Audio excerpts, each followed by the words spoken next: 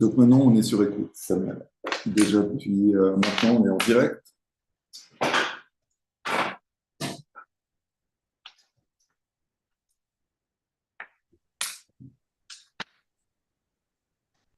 Bonjour.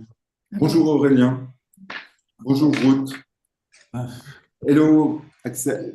On voit pas bien, non? Hello. Sorry. Samuel, je t'envoie. Hello. As always, we are running a little bit late, but we will try to start on time, and we will see. I have to check if everything is streaming on both platform. I will be back in 2 minutes. Peut-être on peut, ouais, on Ok. peut. Alors, Ça marche, le partage? oui. On va tester le partage d'écran. oui, il faut que je t'autorise 30 Oui. secondes. Pas de problème. Oui, C'est bon? Ah non, pas encore.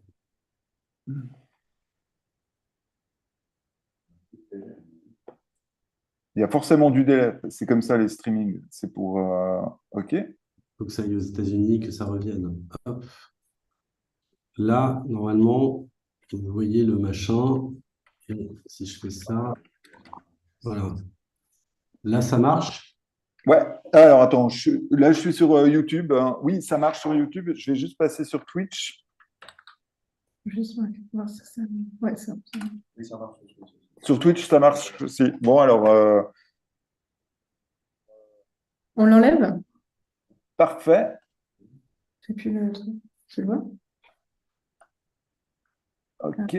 Je crois que ça, je peux fermer. Je ne vais pas faire de conneries. Je le laisse ouvert. C'est sûr que quand tu fais passer grand écran, ça passe. Tu viens de le faire. Non, nous, on voit, mais pas ça. Ok. Ah ouais. Euh, tout. Désactiver le son, partager l'écran. Quand on a fait le partage d'écran, les slides se déroulaient ou vous aviez toujours juste la première? Tu veux réessayer? Ouais, parce que des fois, ça bloque ça, justement. Euh,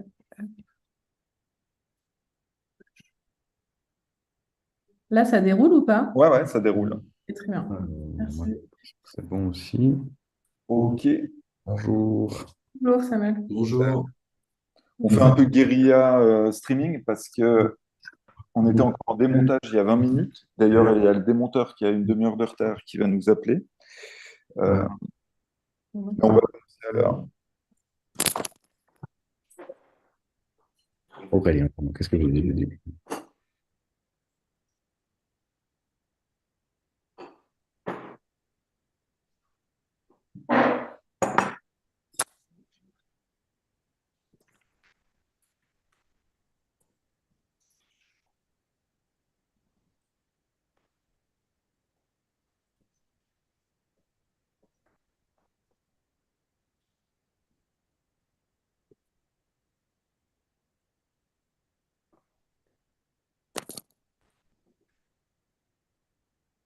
Gauthier.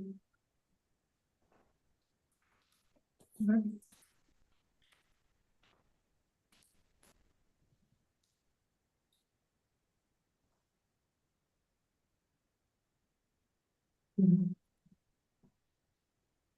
Du coup, on parle une demi-heure et il y a des questions après, c'est ça? C'est bon, Christian, on peut y aller? C'est bon.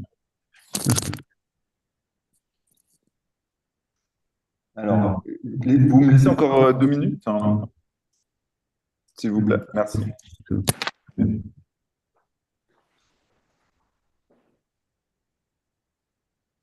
Vous m'entendez? Oui. Oui. C'est bizarre parce que j'ai pas le son. Oui, je n'entends pas. Moi, je Vous ne vous entends. m'entendez pas? Allô, allô? Ouais. Ouais, non, j'entends pas. Je sais pas si. Mais tu vois, quand on parle. Ah si, quand on parle, ça se met en vert par contre. Enfin, je veux dire, c'est notre écran s'allume, donc normalement, ça devrait marcher.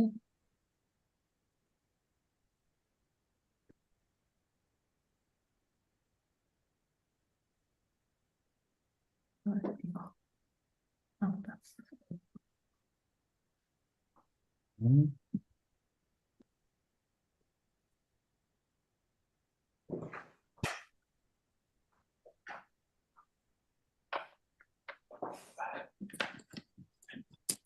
apparemment, Samuel ne nous entend pas.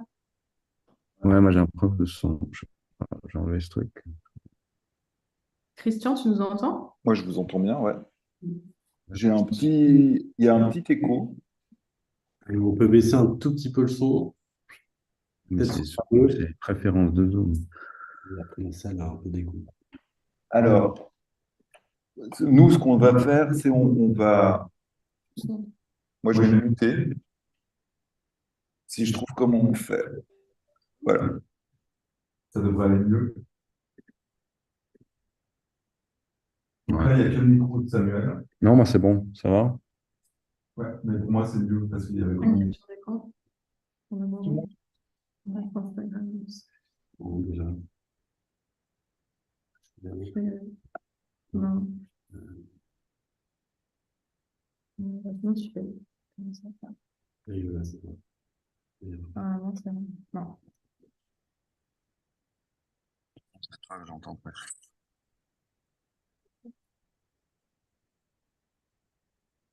Rapidement, donc bienvenue. On va commencer ces journées de conversation et de présentation avec Axel Grégoire et Aurélien Fouillet. Donc là, demain, ce sera plutôt les artistes. Pour cette session, on s'est beaucoup intéressé aux chercheurs, aux philosophes, théoriciens qui nous ont permis de penser et de construire cette exposition. Merci d'avoir répondu à notre appel. On va essayer de vous présenter tous individuellement, mais je ne sais pas si on va, comment dire, faire honneur, disons, aux personnes qui sont présentes. On est un peu, là, on est en train de démonter l'exposition qui a eu au commun pendant 3 semaines et demie. Il y avait des événements aussi chaque jour autour des jeux.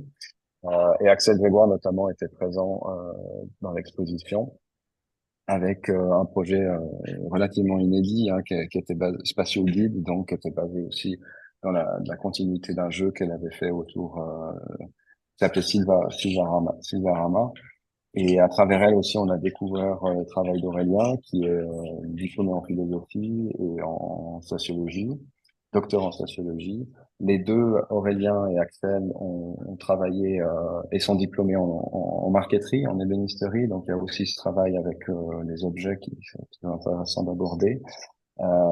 Et donc, Aurélien est l'auteur de deux ouvrages qui nous ont paru vraiment importants pour penser le jeu de manière contemporaine. C'est d'abord l'empire ludique, comment le monde devient enfin jeu.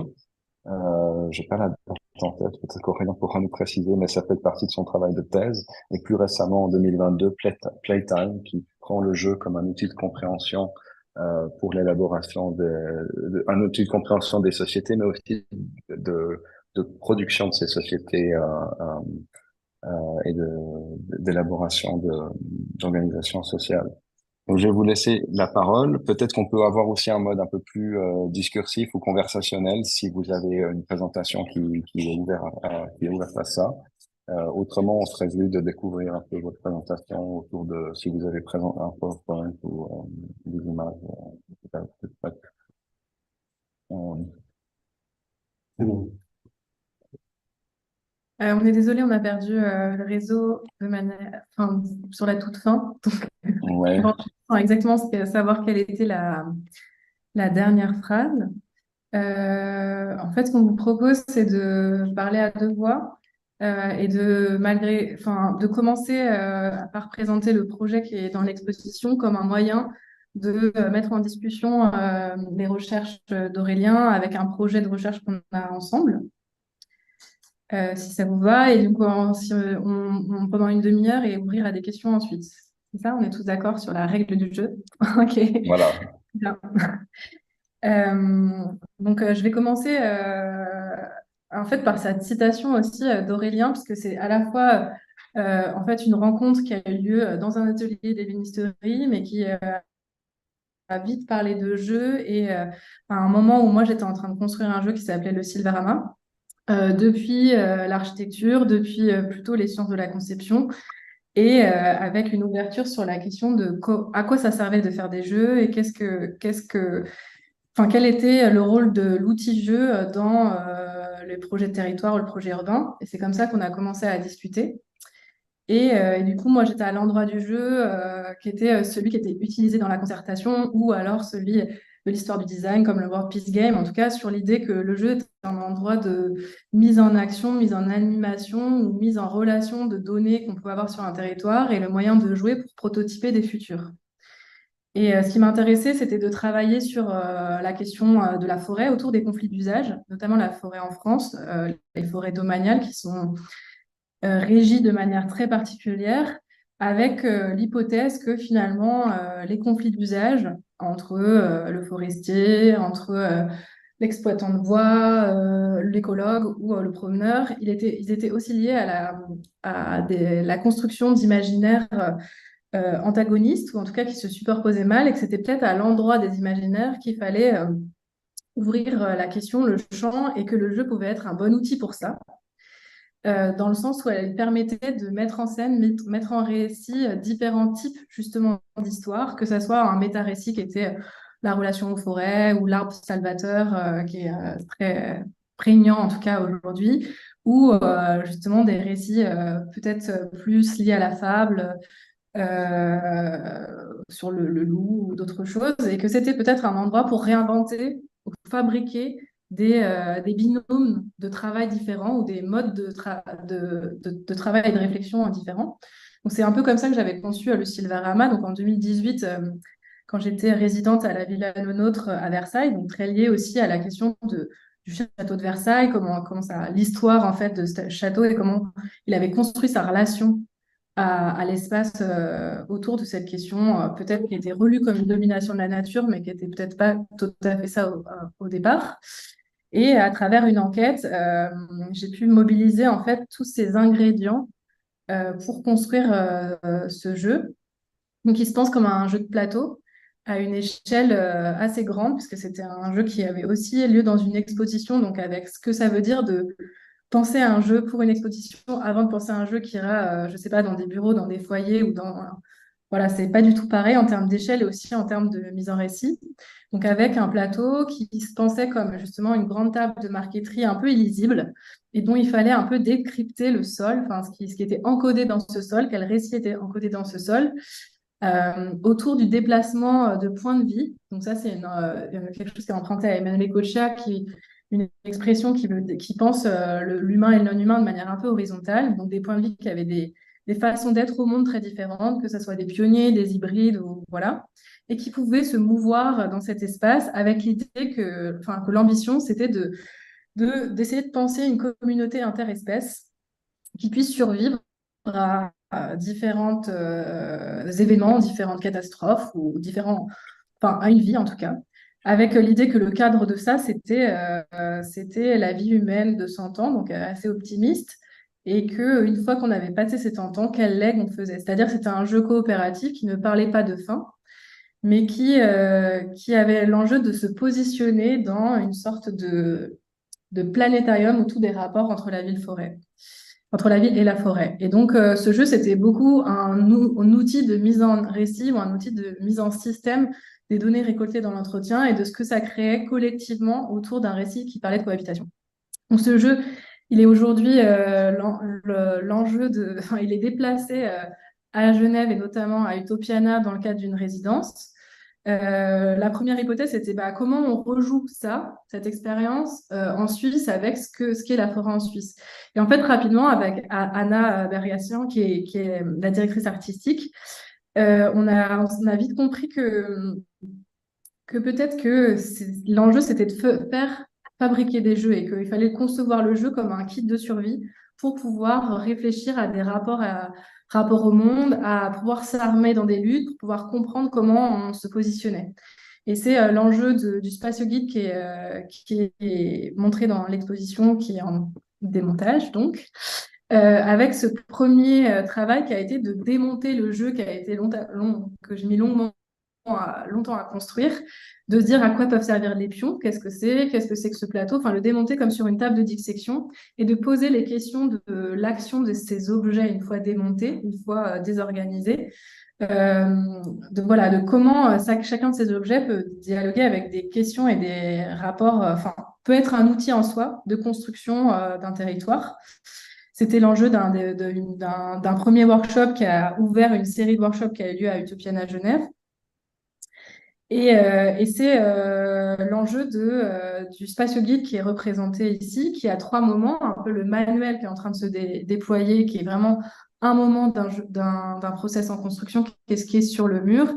Cette table de dissection qui est finalement l'endroit où tout s'est joué et aussi où ces objets ont quitté la modélisation très construite qui est le jeu pour aller vers des possibles. Et en effet, enfin, ces prototypes en tissu, parce que c'était un choix aussi de se dire comment en fait on fait jeu avec des choses qu'on a sous la main ou comment on fait jeu par le geste plastique aussi. Et, euh, et du coup, c'est ce qui s'est joué dans l'atelier dont je vais vous parler un peu plus tard, ce mardi, dans le cadre de l'exposition. Mais c'est à cet endroit que voilà, j'aimerais bien qu'on reparle avec Aurélien d'une des premières conversations qu'on a eues ensemble sur qu'est-ce qu'un territoire, qu'est-ce qu'un terrain de jeu, qu'est-ce qu'un terrain de vie ou qu'est-ce qu'un plateau de jeu. Et on avait commencé cette discussion, en tout cas par un de tes articles ou un morceau de ta thèse qui était sur la comparaison entre le plateau dans le jeu de Go et le plateau dans le jeu d'échecs et ce que ça avait comme impact sur la conception du territoire.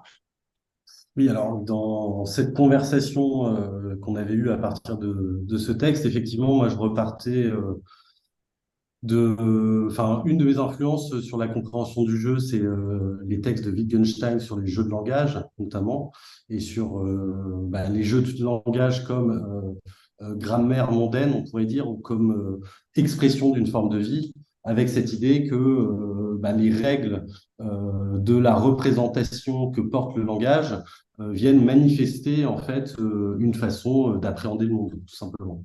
Et comme exemple illustratif en fait de ce propos, je m'étais effectivement appuyé sur le jeu de Go et le jeu d'échecs, qui sont tous les deux en fait des quadrillages. Enfin, les deux plateaux sont des quadrillages, mais avec des clés de lecture, des grammaires, des règles du jeu qui interprètent justement ces quadrillages de façon différente. Dans le jeu de Go, on joue sur les intersections. Dans les échecs, on joue sur les cases. Et ça vient refléter deux modes d'organisation sociale, deux représentations, on pourrait dire presque cosmopolitiques, qui sont très différentes. Une qui est centrée plutôt sur la relation, c'est celle du jeu de Go. Hein, tous les pions ont la même valeur. Ce qui fait leur force dans la partie ou leur valeur, c'est les connexions et les formes qu'ils sont capables de créer entre eux. Alors que dans le jeu d'échecs, à l'intérieur des cases, il y a presque une métaphore du solipsisme, c'est-à-dire chaque pion a une fonction bien particulière, un mode de déplacement qui lui est propre, et on voit comment, à partir d'un même dessin territorial, le quadrillage, en changeant la grammaire et les règles du jeu, on vient modifier en quelque sorte notre perception du monde, et pas simplement notre perception, c'est-à-dire notre mode d'intervention sur le monde. Donc effectivement, notre discussion, elle est partie de là, et elle nous a conduit après à, à construire cette idée de l'ontonautique sur comment on peut, une fois qu'on dit qu'il faut des nouveaux récits, des nouveaux mondes, comment on fait, quoi? Quels sont les enjeux, à quels endroits on peut les situer, quels outils on peut envisager. Et de ces conversations sont aussi venues des fils de lecture sur la façon dont j'avais de mobiliser en fait ces notions de territoire au départ en tant qu'architecte et en tout cas en tant que conceptrice autour de la question des territoires. Et de la même façon que tu as parlé de quadrillage, pour moi, la trame devenait un truc super intéressant parce que c'était à la fois une sorte de possibilité d'amarrage, mais aussi une ouverture sur les modes de déplacement dans cette trame. Et c'est notamment ce que j'avais envie de mobiliser autour du spatio guide. Donc en fait, mardi a été organisé un atelier qui permettait en un temps très très très court c'est une toute petite partie de tester les premières étapes de ce que pouvait être justement la construction de son propre jeu et à commencer par la question du territoire et du plateau, avec des objectifs qui étaient de dire avec qui on joue, c'est-à-dire est-ce qu'on joue de front, est-ce qu'on joue ensemble, et du coup avec qui on conçoit le territoire, autour de tout un travail qui a été aussi fait autour du projet Terraforma et des cartographies que je mène par ailleurs, mais qui a forcément un peu insufflé dans cette question-là. Et donc, voilà, la question de la trame et la question de la limite comme un peu induction, ou en tout cas premières étapes pour construire et développer son territoire. Et en fait, ce qui a été intéressant, c'était aussi de déplacer ces questions qui sont pour moi à l'endroit de la notation et du dessin dans un geste plastique qui était autour du tissu. Donc, qu'est-ce que ça veut dire de construire son jeu, de construire son jeu de plateau à partir de certains objets qui pourraient être un ciseau, une façon de coudre, ou enfin de quoi coudre ou de quoi perforer. Ça veut dire qu'aussi dans le geste plastique se joue une redéfinition de ce qu'est le territoire. Et c'est, je trouve, ce qui s'est un peu joué, c'est-à-dire qu'à partir de la description de territoires précis sur lequel les gens vivaient, luttaient ou travaillaient, en tout cas ce qui s'était saisi, ils ont développé en fait en à peine une heure un principe de plateau qui jouait sur les pliages, sur le fait de froisser et tirer, donc qui rendait donner une autre plasticité au territoire et donc d'autres règles du jeu et d'autres possibilités, c'est-à-dire qui ouvraient des possibles sur la façon dont on a d'aménager ces lieux ou voilà, de même les penser. Et donc ça, c'est une sorte de premier test ou premier prototype à partir des questions qui nous occupent avec Aurélien autour notamment des zones autonautiques dont on va parler un peu plus tard. Je te redonne la parole sur la façon dont justement partir de cas enfin de pas de moi ce qui m'intéressait aussi c'était de pas partir de territoire fictionnel, de pas mettre une fiction comme cadre de pensée du territoire, mais de partir de territoire réel et d'ouvrir peut-être vers autre chose. Alors, si je reviens moi sur ma façon de comprendre et d'appréhender le jeu, mon point de départ, c'est qu'est-ce que c'est qu'une société qui est obsédée par le travail? Hein, il suffit d'écouter les hommes politiques ou les clés de lecture qu'on a du réel, c'est-à-dire le PIB, le plein emploi, enfin toutes ces choses-là, et qui pourtant fait du jeu vidéo la première industrie culturelle de la planète. Quand on prend les transports en commun, les gens sont en train de jouer sur leur téléphone. On voit des barrageux qui s'ouvrent un peu partout en France et dans le monde. Et donc, pour moi, il y avait un paradoxe. C'est-à-dire, on m'avait appris que le jeu, c'était un truc pas sérieux, que le travail, c'était un truc sérieux. Et je me suis demandé dans ma thèse au départ, qu'est-ce que cette contradiction, elle nous révélait, en fait, de l'époque et des sociétés dans lesquelles on évolue. Alors, il y a tout un tas d'exemples voilà, qui disent tout un tas de choses. Ici, vous avez une finale de League of Legends organisée dans un stade ou une salle de concert où il y a plusieurs dizaines de milliers de personnes qui sont derrière enfin, devant une scène où sont projetées des actions de jeu. Et aujourd'hui, le e-sport, c'est plus un phénomène de niche, hein, c'est devenu une pratique populaire et collective.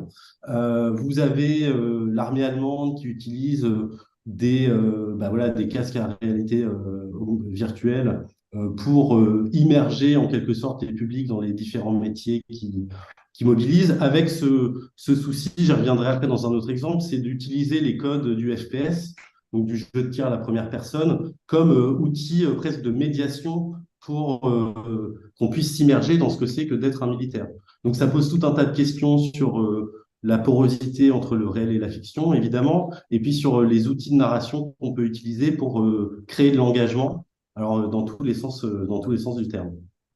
Il y a tout un tas, moi, mon interprétation du jeu, elle est très large. Hein, c'est-à-dire que moi, ce qui m'intéresse, c'est pas le jeu de société ou le jeu vidéo, c'est vraiment les pratiques ludiques. Et Tinder, c'est un exemple, mais parmi d'autres, d'endroits où justement il y a des mécaniques de jeu qui viennent en quelque sorte réinterroger ce que c'est que la séduction, ce que c'est que se mettre en couple, ce que c'est que rencontrer quelqu'un. Et donc il y a vraiment une diffusion du jeu un peu partout. Il y a une expression que j'aime bien et que j'emprunte à Christian Duverger, qui est l'idée que le jeu n'a plus d'extérieur et que donc il peut effectivement contaminer à peu près toutes les sphères de la vie quotidienne aujourd'hui.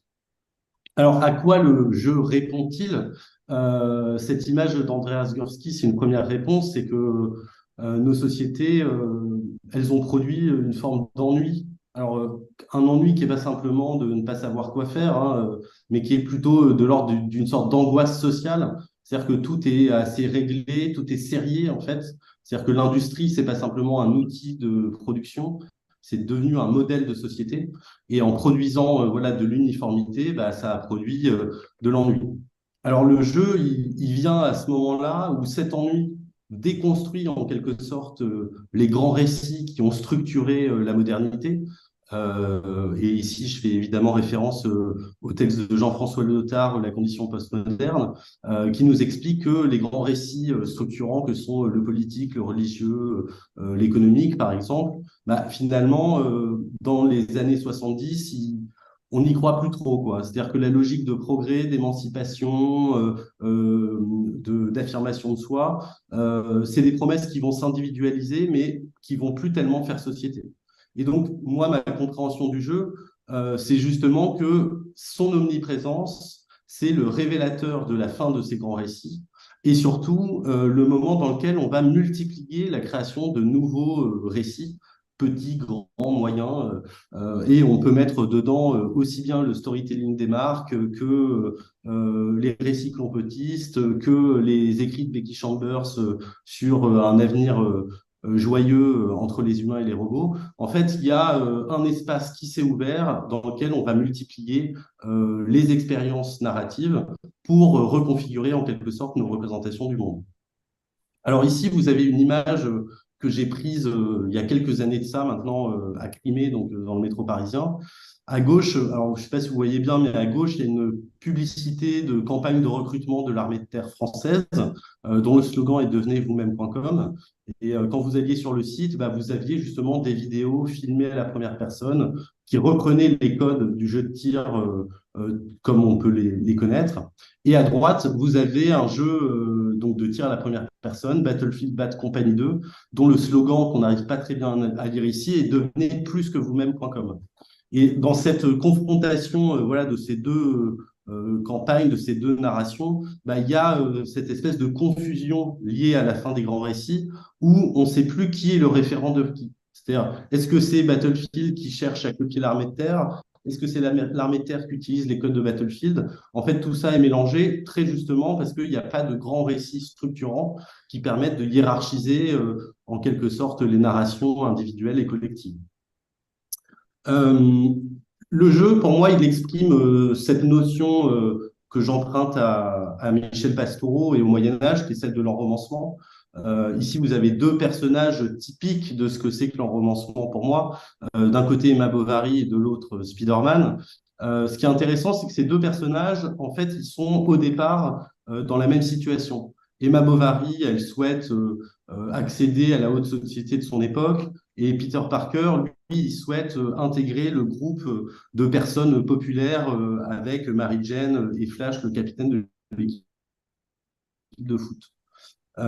Et l'un et l'autre, en fait, ils vont vivre ce qu'ils souhaiteraient vivre par l'intermédiaire de la fiction. Alors Emma Bovary, elle va lire des romans, elle va faire comme si elle vivait dans le grand monde, et ça va lui causer tout un tas de problèmes. Et Peter Parker, ce qui est intéressant, c'est qu'il se fait piquer par une araignée radioactive, et plutôt que de s'inscrire à l'équipe de foot et devenir le meilleur quarterback de l'histoire du lycée, ben, il s'invente une identité. Il crée un personnage par lequel il va venir révéler en quelque sorte ce qu'il a envie d'assumer de lui-même, du courage, de l'humour, enfin tout un tas de choses.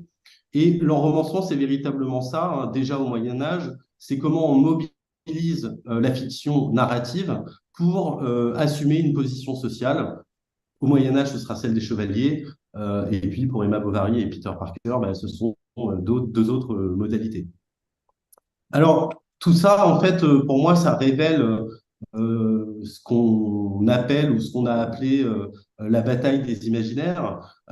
Ici, vous avez une photo de William Morris, parce que William Morris, il avait cette expression qui, pour moi, est utile pour comprendre des choses possibles à faire, ou en tout cas une direction à prendre, c'est celle des fictionaries, donc la contraction de fiction et de factories, avec cette idée de réinterpréter l'outil et l'appareil industriel au travers de l'imaginaire pour justement le faire sortir de la question de l'uniformité de la série. Et effectivement, le jeu, pour moi, c'est un des opérateurs contemporains par lequel on interroge la multiplicité des mondes et dans lesquels on produit aussi une multiplicité de mondes. Et c'est là où nos travaux avec Axel se rejoignent, parce que le premier article, si je puis dire, qu'on a commis ensemble, c'est une tentative d'élaboration de ce qu'on a appelé des ontofictions. Notre point de départ, c'est celui du tournant anthropologique du tournant ontologique de l'anthropologie, pardon, avec cette idée qu'il n'y a pas une représentation ou une ontologie présentement dans le monde, mais des scholars en identifient quatre. Et on a pourquoi pas en fait une infinité, et surtout l'idée que l'ontologie n'est pas quelque chose qui viendrait de l'extérieur sur le monde, mais qui serait toujours quelque chose de situé.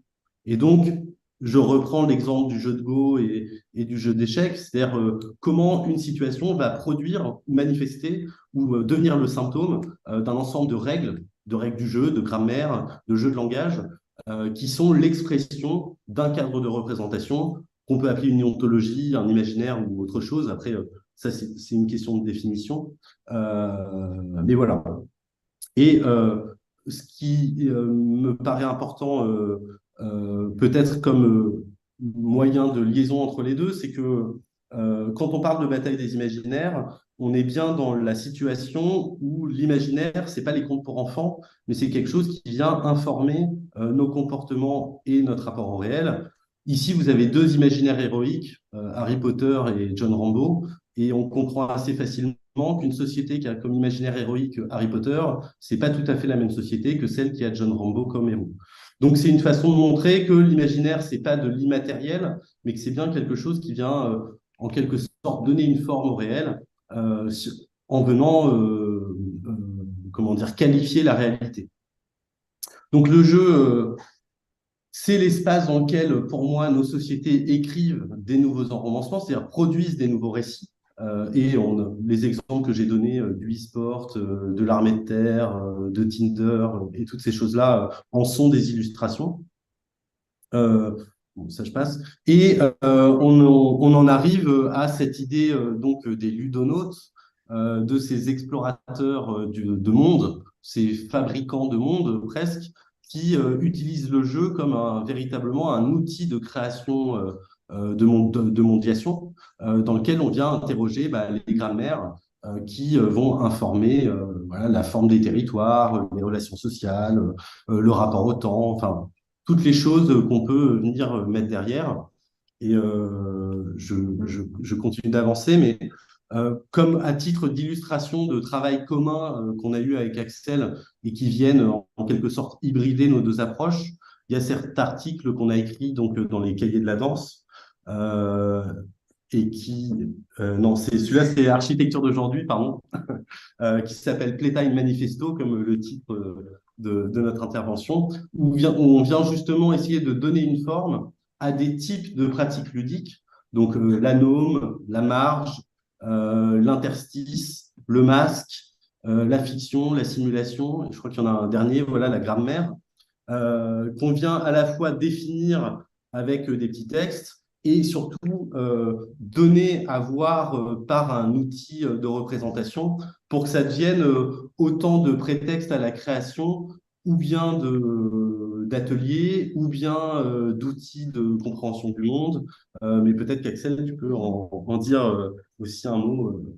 Bah déjà, l'enjeu de ce travail, c'est aussi de travailler par l'écrit et le dessin, mais aussi de tester des prototypes de ce que toutes ces entrées peuvent créer et ouvrir avec ces schémas qui sont des mises en espace ou des dispositifs justement qui auraient vocation à exister, à voir justement comment se matérialise cette grille, par exemple sur ce dessin-là, quels sont les inputs de cette grammaire, comment elle dialogue avec la réalité. Ça nous permet en fait de définir de manière un peu plus rigoureuse des systèmes pour voir justement comment ça peut entrer. Et finalement, quelque part, le spatio-guide dont j'ai parlé tout au début est un des tests, en fait, une des mises en projet de ces ontonautiques, Oui. enfin, de ces propositions ontonautiques, avec l'idée que voilà que finalement dans leur pratique, beaucoup de gens en fait sont des ludonautes ou des ondonautes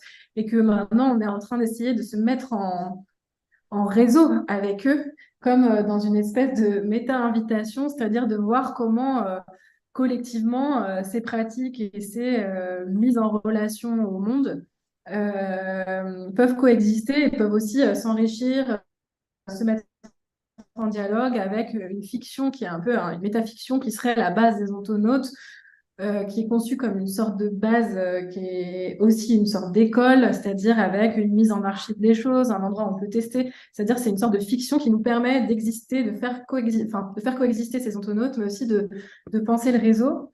Et avec des points de départ très, très simples qui peuvent être, voilà, un autre exemple qui a été tiré des ateliers que j'ai menés à Utopiana, qui était de, voilà, chacun vient avec un objet lié à son territoire, mais ces objets, c'est à la fois une façon des symptômes ou des façons de faire diagnostic des mondes qui sont en jeu. C'est-à-dire qu'à partir par exemple, d'une carte ou de cet objet, on peut se dire, OK, comment il a été créé, dans quel système de mondation, il servait à quoi?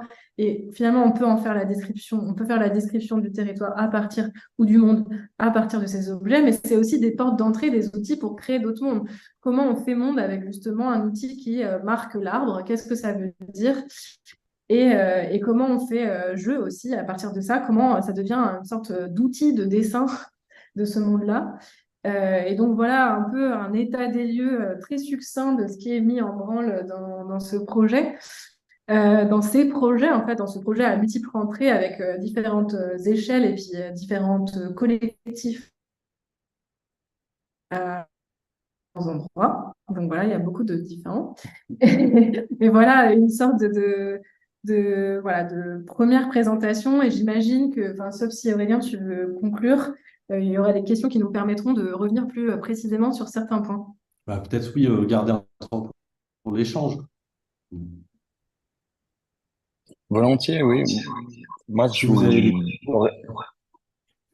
je ne sais pas dans les chats des différents canaux qu'on a entre Twitch et YouTube, s'il y a des, Ah, allô? il y Oui, a on des n'entend plus commentaires. personne. Là, vous m'entendez Samuel, je normalement? crois que tu es figé. Ouais. Moi, j'entends le feedback de l'ordinateur d'à côté. C'est très étrange. Vous m'entendez là? Ah, non.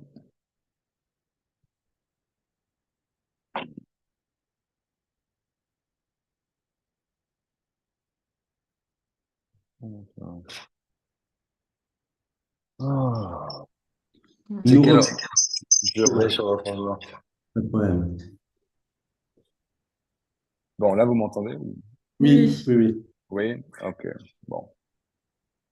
On a un setup qui est un peu compliqué. Et puis moi, je m'entends moi-même avec l'ordinateur d'à côté. Non, je disais que Aurélien, moi, je vous avais assez relativement lu et écouté au cours des conférences. Donc ouais, je peux avoir des questions. S'il n'y en a pas dans je disais dans les différents canaux qu'on a prévus, et je regarde s'il y a des questions, mais il y a toujours du délai hein, aussi par rapport à Twitch et YouTube. Donc je regarde rapidement. On a 2 personnes sur Twitch.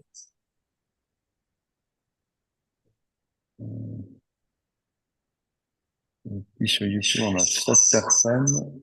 Mais il n'y a rien dans le chat, a priori. D'accord.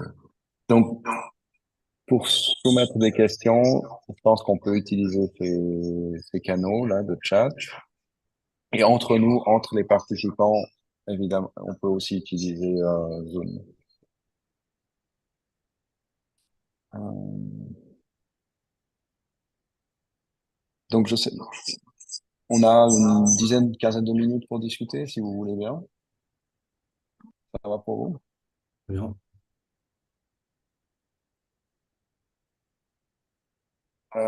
Bon, pour essayer de formuler une question, parce que je trouve que c'était intéressant comment vous avez positionné le jeu par rapport à cette idée d'ennui. Euh, et disons, il y a un peu cette rhétorique comme ça de l'alternative ou de l'autre, de l'ailleurs. Et je ne reconnaissais pas cette référence de Christian Duverger sur le jeu qui n'a plus d'extérieur. Mais cette idée je m'excuse, il faut que je ferme l'ordinateur à côté parce que je m'entends. Pas de problème, pas de problème. Voilà, là, ça devrait aller, j'espère. Ah, Donc, parce qu'en fait, c'est pas tellement une sorte de relativisme, mais disons, moi, quand j'entends cette idée de jeu d'alternative ou de possible, et puis de point de vie aussi, ça, c'est fait que je suis Kocha. Non, mais est-ce qu'on peut pas se poser aussi la question de jeu nécessaire? Et ça m'intéressait par rapport à votre expérience. Peut-être c'est un peu un grand écart ou une sorte de forme de stretch, mais par exemple à la marqueterie, où il y a cette idée d'emboîtement. Et on peut pas faire n'importe quoi, en fait, avec une construction. Sinon, elle s'écroule, elle s'effondre. Donc, pour que ça tienne debout, il faut trouver un assemblage, il faut trouver une combinaison, en fait. Et ouais, je me demande s'il n'y a pas aussi, parce que ça fait partie un peu de cette illusion assez libérale, de dire qu'il y a une infinité de mondes. Nous, notre titre, par exemple, The Seashore of Endless Worlds, c'était un peu une espèce de provocation ou un clin d'œil. On pourrait se poser la question entre des mondes infinis ou une planète limitée. Qu'est-ce qu'il faut plutôt considérer? Et quel type de jeux, en fait, sont nécessaires, parce que voilà, cette idée de toujours vouloir des alternatives ou des nouveautés, ou alors il serait justement important d'exposer, s'il existe, pour autant qu'on puisse vraiment le formaliser et l'abstraire, une sorte de grand jeu qui nous détermine tous ou ou qui détermine ce qui peut apparaître comme une forme de diversité au premier abord. Donc voilà, c'est une question un peu provocation. Je sais pas comment vous Alors, positionnerez ouais, par rapport à ça. Et alors ouais. enfin, il y a plusieurs choses qu'on peut dire là-dessus. Le premier, c'est que, enfin, je voudrais pas qu'on ait le sentiment que je suis pour ou contre la multiplication des mondes. C'est-à-dire que j'observe. Là, c'est ma casquette de sociologue, si je puis dire, c'est que l'omniprésence du jeu, pour moi, c'est un symptôme de quelque chose que j'essaie de comprendre. Et donc, ce que j'en conclus d'un point de vue sociologique, c'est qu'il y a une fragmentation en fait des récits sociaux enfin, sur la planète, quoi. On peut s'en réjouir, s'en attrister, c'est une autre question et j'ai évidemment un avis dessus, mais c'est pas forcément ce que je mets dans mes travaux voilà, de philosophie ou de sociologie. Ça, c'est le premier point. Ensuite, sur la question de l'assemblage au type marqueterie, c'est-à-dire il y a voilà, des choses qui s'emboîtent et des choses qui s'emboîtent pas. Euh, enfin, je suis tout à fait d'accord. Et alors, c'est pas une pirouette, mais il y a aussi, je trouve, dans la façon qu'on a de décrire le monde, l'idée que les choses seraient toujours emboîtées, et du coup, on évacue la question de la contradiction ou de la négativité. C'est-à-dire qu'il faut aussi de la place pour des choses qui ne peuvent pas s'emboîter. C'est-à-dire que Greta Thunberg et Donald Trump, a priori, ils ont un conflit de représentation qui s'emboîte peut-être sur des logiques d'opposition, mais ils font pas monde ensemble, quoi. Enfin, il y a quelque chose de cet ordre-là. Et donc, pour moi, il y a un peu des deux. Il y a à la fois, si je reprends une métaphore de marqueterie, on découpe les pièces pour qu'elles soient le mieux assemblées possible, mais il faut de la colle. Et s'il y a de la colle, ça veut dire qu'il y a de l'interstice. Et donc, dans ces interstices, il y a possiblement de l'espace pour que des choses s'emboîtent plus ou moins bien. Voilà, enfin, si je file la métaphore de la marketing. Donc, il y a effectivement ces éléments-là. Et le troisième point, peut-être que j'ajouterais, c'est que pour moi, ce que je décris, c'est un moment de l'histoire. C'est-à-dire que je, je- enfin, c'est toujours compliqué de s'aventurer sur qu'est-ce que va être le futur ou qu'est-ce qui ne sera pas, mais j'ai le sentiment, en tout cas, que dans l'histoire antérieure à notre époque, il y a des moments où il y a une fragmentation des représentations du monde et des représentations sociales, et puis des moments où effectivement il y a des choses qui vont se cristalliser, s'agencer les uns avec les autres et donner une vision plus globale ou transversale des choses. Moi, mon sentiment, voilà, au regard de mes recherches, c'est que l'époque dans laquelle on est, c'est une époque qui va plutôt vers la fragmentation, l'interstice, l'alternative, et avec tous les mauvais côtés, hein. C'est pour le meilleur et pour le pire. Je suis tout à fait d'accord que derrière ces récits-là, il y a aussi des récits libéraux qui s'en emparent, parce que ça fait partie de leur, si je puis dire, de leur façon d'être au monde. Mais il y a aussi moyen d'en faire autre chose. Et donc, voilà, si j'ai trois petites réponses à ça, c'est celle-ci. Je sais pas si Axel, tu as quelque chose Ouais, ouais, à ajouter. je partage ce que tu viens de dire, mais peut-être aussi, ce que ça ouvre comme idée, c'est que en fait, on dissipe une sorte de réalité à travers différents mondes, ou en tout cas, il y a une possibilité de s'échapper à chaque fois, alors qu'en effet, il y a quand même des faits qui traversent ces différents mondes, dans le sens où moi, j'avais une façon de comprendre ça, qui était de penser que c'était finalement un mode de lecture, plutôt qu'un monde différent. Et qu'il y a des questions de départ qui sont partagées, mais qui ne sont pas traitées de la même façon. Il y a aussi des faits qui sont transversaux et qui ne sont pas gérés ou compris de la même façon. Et sur cette idée d'assemblage ou de façon dont, par exemple, la règle du jeu de la marqueterie, mais la règle du jeu matériel et spatial, finalement, le travail qu'on fait d'essayer de décrire aussi par le dessin, c'est de comprendre ces modes d'agencement aussi, de voir justement comment on les cartographie pour mieux les comprendre et pour voir comment ils s'articulent de manière fractale ou pas, comment ces échelles sont rejouées en fait. Et que, en effet, c'est une sorte d'exploration. Enfin, moi, je le vois comme une exploration qui n'a pas du tout pour but de penser une sorte de destruction de la réalité par la création d'imaginaires qui survolent, mais plutôt comme façon d'explorer les choses à travers différents modes de pensée qui sont différents modes de représentation. Et dans ce cas-là, on peut être assez rigoureux sur aussi l'explicitation des explorations que l'on fait ou des projets que l'on fait, avec justement cette capacité à recadrer par rapport à ce qu'on appelle ou pas une réalité ou quelle est-elle, quoi. Oui, et j'ajouterais peut-être là-dessus, moi, des travaux aussi qui m'influencent beaucoup, c'est ceux de Carlo Ginzburg, par exemple, qui, voilà, en étudiant les procès du Moyen Âge, enfin les procès de l'Inquisition, dévoilent des représentations du monde qui ne sont pas dominantes. Moi, un de mes soucis, c'est aussi de faire apparaître non pas des alternatives au sens de quelque chose qui n'existerait pas encore, d'une utopie ou de quelque chose qui serait à côté, mais bien des choses qui sont déjà là, mais qui n'ont pas nécessairement toute la place qu'elles pourraient avoir comme outil de réponse à des enjeux très contemporains qui peuvent être sociaux, politiques, culturels, environnementaux, voilà. Et donc l'idée aussi de changer, enfin d'ouvrir un peu l'ontologie à autre chose qu'un cadre unique de représentation qui serait le plus performant pour décrire le réel, mais une logique de situation, c'est aussi une façon de redonner de la valeur. Et donc, c'est pour ça, c'est pas tant un relativisme, c'est-à-dire que tout se vaudrait, que de permettre de redonner de la valeur à des choses qui sont aujourd'hui bloquées dans des hiérarchisations qui sont peut-être pas les plus pertinentes pour les enjeux qu'on a adressés collectivement, quoi. Merci. Non, alors, je pense que c'est vraiment une direction intéressante parce que voilà, considérer le jeu comme un outil ou un moyen ou un mode pour décrire mais aussi produire les réalités. Euh, mais oui, il y a toujours cette ambivalence de savoir si en utilisant aussi parce qu'il me semble aussi que le jeu va aussi du côté d'une certaine subversion. Et donc voilà, est-ce que c'est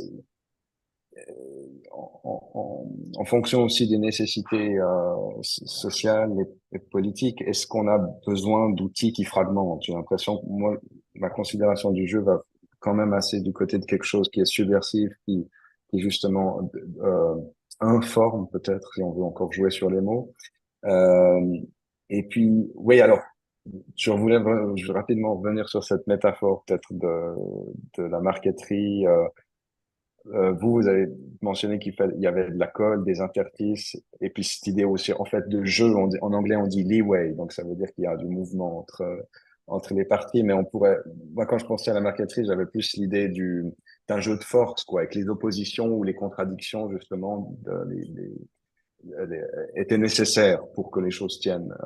Donc c'était peut-être que je connais pas c'est la marqueterie, mais ouais, cette idée peut-être plutôt du côté de l'assemblage ou en anglais joinery, hein, de créer des joints avec des choses qui s'emboîtent et qui font pression les unes sur les autres. Et ouais, il me semble qu'il y a des phénomènes qui aujourd'hui apparaissent opposés, mais qui en fait répondent au même type d'infrastructure ou en termes économiques en fait. Et quand vous opposez Greta Thunberg avec Donald Trump, ou is the quelqu'un one d'autre, peu we importe. shouldn't mention the name. Non, mais que est-ce qu'ils s'opposent vraiment finalement? Parce qu'ils essayent d'occuper aussi le même espace médiatique et ils répondent peut-être à des codes, disons, de représentation, enfin, qui me semblent pas si dissimilaires les uns que les autres. Peut-être qu'ils jouent des personnages aussi un peu Mhm. différents ou avec des affects aussi différents, mais ils sont présents sur la même scène, pour ainsi dire. C'est ça qui le jeu m'apparaît comme un objet intéressant pour pouvoir questionner cette scène et ce mode ou ces moyens d'apparition, de production. Voilà, Bah, donc je pourrais parler. Ouais. enfin, analogie, pardon, une analogie moi, que j'utilise de Bakhtin, c'est celle du carnaval. C'est-à-dire que pour moi, on est dans un moment de carnaval. C'est-à-dire que on multiplie justement des logiques de subversion, alors à des petites et des grandes échelles. C'est-à-dire, il ne s'agit pas de dire qu'il y a des. Enfin, voilà, c'est pas le truc, c'est pas le jeu des avant-gardes. C'est-à-dire, il n'y a pas ceux qui disent le futur et ceux qui ne le diraient pas. C'est-à-dire, tout le monde y va un peu de sa petite subversion d'une manière ou d'une autre, mais avec cette idée qu'on est dans un moment justement où on fait l'expérience collective que le monde qu'on nous a enseigné, transmis quand on était enfant, bah, finalement, on pourrait le vivre autrement. Ça ne veut pas dire qu'on a la solution, ça ne veut pas dire qu'on sait comment on pourra le vivre autrement, mais la première étape, et c'est ce qui explique Bakhtin entre le passage du Moyen Âge à la Renaissance, c'est qu'il a d'abord fallu accepter l'idée qu'on pouvait vivre autrement que sous un régime féodal. Et ça, c'est finalement l'expérience du carnaval pour Bakhtin. Donc pour moi, le jeu, il est le symbole de ça. C'est pour ça tout à l'heure, je disais que c'est un moment de l'histoire sociale. C'est-à-dire que c'est un moment où on fragmente des choses ou pas, mais surtout, on fait l'expérience qu'on n'est pas obligé de vivre tel qu'on vit aujourd'hui. Et ça prend nécessairement du temps. Il y a tout un tas d'éléments sur lesquels on n'arrive pas à se le dire encore, qu'on pourrait faire autrement. Ou en tout cas, c'est compliqué. Et peut-être que Donald Trump, il participe de la même chose. Il participe de ce moment où chacun raconte une alternative à quelque chose qui existe ou qui n'existe pas. C'est peut-être pas toujours le sujet, mais qui en tout cas prépare ce moment où à un moment on se dit, bah, en fait, c'est vrai, on n'est pas obligé de vivre comme ça, mais alors comment on vit? Et ça, c'est l'étape d'après. Et pour moi, c'est un des enjeux des 10 ou 20 ou 30 ou 40 prochaines années. C'est-à-dire qu'une fois qu'on a multiplié les histoires qu'on pourrait se raconter, moi, je pense que des histoires, on en a déjà plein dans l'histoire de l'humanité. Ça, depuis les années 60, on invente des utopies, des dystopies, etc. Le vrai enjeu aujourd'hui, c'est plus tellement d'inventer des histoires, c'est de savoir comment on les imprime, quoi. Genre, comment on change véritablement le monde dans lequel on est pour répondre aux enjeux auxquels on est confronté. Et ça, effectivement, en tout cas, avec toute l'humilité qu'il faut avoir là-dessus, le travail qu'on mène avec Axel, pour moi, il est là pour outiller ça. Il est imparfait, il est lacunaire, Embryonnaire. il est embryonnaire, mais en tout cas, c'est ce qu'on essaye de faire et c'est aussi pour ça qu'on l'ouvre le plus possible. Enfin voilà, Axel parlait de la base des ontonautes. On organise tous les ans des journées d'études où justement on fait venir des gens de tous les horizons possibles, aussi bien des artistes, des designers, des scientifiques, des anthropologues. Enfin, vraiment, on essaye de faire un peu feu de tout bois. Et parce qu'il y a aussi une conviction derrière que c'est justement avec toutes ces énergies-là qu'on pourra y arriver. En fait, c'est pas Axel et moi qui allons trouver la solution tout seul, même si ce serait formidable. Hein. Si on me dit que demain je peux le faire, je signe.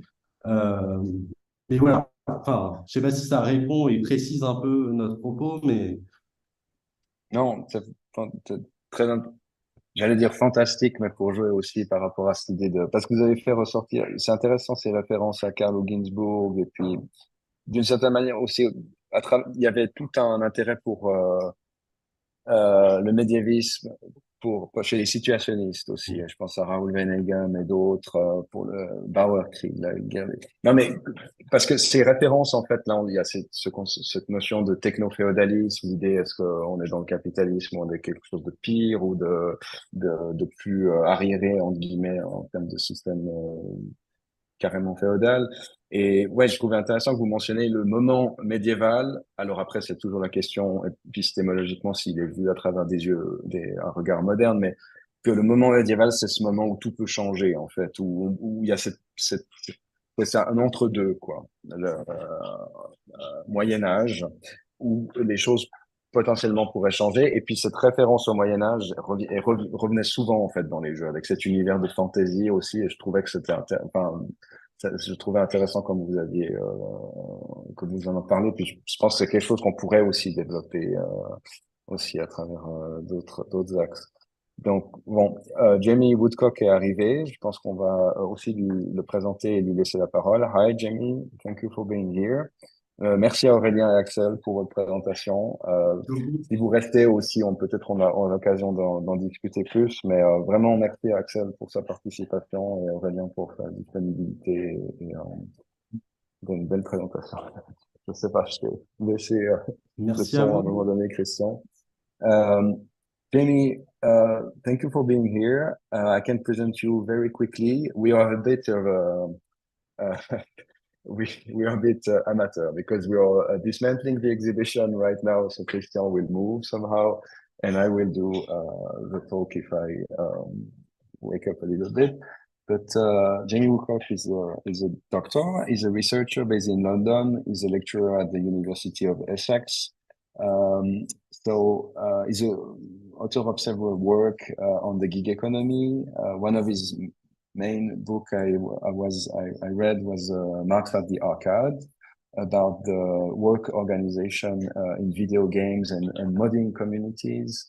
And he's also there was a really also interesting conversation you had with on Playboy at the Serpentine Gallery. I think it was in I don't have the date right now, but Jamie Woodcock is also very interesting studies also in unionization and gamification that he defined also in an article in 2017 with Mark R. Johnson in a paper entitled Gamification, What is it and How to Fight It, where he distinguished two types of gamification, one from the above and one from below.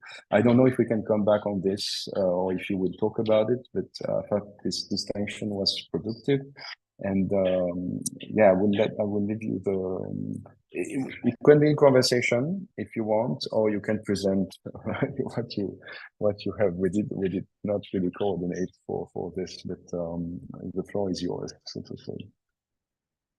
Yeah, thank you very much. It's a pleasure to come and talk. I mean, I can say a few things, although there's always a risk of an academic saying they're going to say a few things and then they talk for ages and ages. But I can talk for a little bit about the two things that you've raised about video games and unionization, but also about gamification from above and from below. And then, I mean, if I'm very happy to kind of go into more detail in bits if it's useful or less detail. I guess the first thing to say is to give a little bit of context about why I'm interested in video games and like why write a book about Marxism and video games, because these are often quite separate spheres, right? Books about Marxism often don't talk about play or about games, and games often don't talk about Marxism, right? This isn't a kind of common theme in many games. And I guess for me, the reason why I was interested in thinking about video games and trying to make sense of them is for the same reason that Stuart Hall was interested in popular culture. Stuart Hall argues that popular culture is one of the sites where a struggle for and against a culture of the powerful is engaged, and that it's also a stake to be won or lost in that struggle. That culture matters, and that video games, because of the scale, the number of people who play them, the size of the industry, it matters to be able to say something about video games, both about their play, but also about how they're made. And I want to give one example about the kind of why I started doing research with video game workers, and particularly about trying to understand the unionization efforts that I'll say a little bit more about in a minute.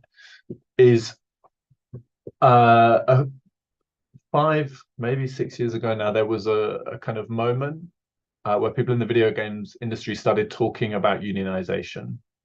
And had been previously to a conference to give a paper about Marxism and video games and about why there weren't unions in the video games industry. And I remember very clearly a game studies professor saying to me, you know, the problem with you Marxists is everywhere you see labor and capital. You know, everywhere you see the potential for resistance, you see workers wanting to organize against bad conditions. And he said the video games industry is different. People make games because they want to make games. They work in small studios. These are like different kinds of places, right? They're not like normal workplaces. This is a place where passion and so on plays a role in production. And of course, I disagreed with him at the time, right? And said, you know, I don't think this is the case. I think these are workplaces. And then, you know, later that year, there was this huge kind of global event where people in the video games industry started talking about unionization and started taking the first steps towards building unions. And we've now seen strikes, you know, union votes in the US and so on. So things have really changed in the industry.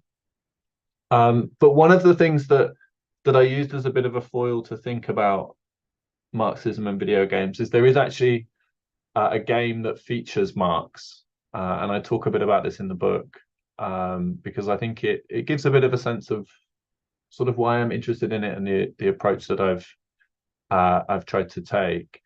And people might be familiar with this game. It's Assassin's Creed. It's a kind of big multi-game series that, I mean, the storyline is a little convoluted. People going back in time through genetic memory to assassinate people in various time periods. But the game that features Marx is set in Victorian London. And as I look out the window of my flat here, I can see bits of the city that feature in the game. So a lot of it focuses around East London, around Whitechapel. And it's a kind of moment of industrialization happening in London, setting up of factories, these sorts of things. And the game lets you kind of run around the city, hearing the plight of industrial workers and carrying out kind of missions and so on. And when you meet Marx in this game, there's a really interesting moment. So the first thing is you help him avoid the cops to get to a meeting, right? You kind of play a role in Marx stirring up trouble. But you then also have this moment where you meet Marx outside a factory. And what Marx asks the player to do is to break into the factory and steal factory reports to find out what's going on in the factory. And so you go in, you kind of sneak about, you can, you know, jump in through a window and so on and steal these factory reports and take them out. Now, of course, this isn't, as far as we know, what Marx really did in London at the time. You know, he didn't have people breaking into factories to steal factory reports. But what Marx was really interested in at the time was reading government reports into factory working conditions. And then he later took an approach of developing a survey that he sent out to workers and had this real interest in trying to find out how the lived experiences of workers in factories connected with the theories of capitalism that he was developing in Capital. And what I've tried to do in the video games industry is to think a bit about what an inquiry like that, Marx reading factory reports, Marx trying to talk to workers through this survey, would mean for understanding video games work as work today under capitalism.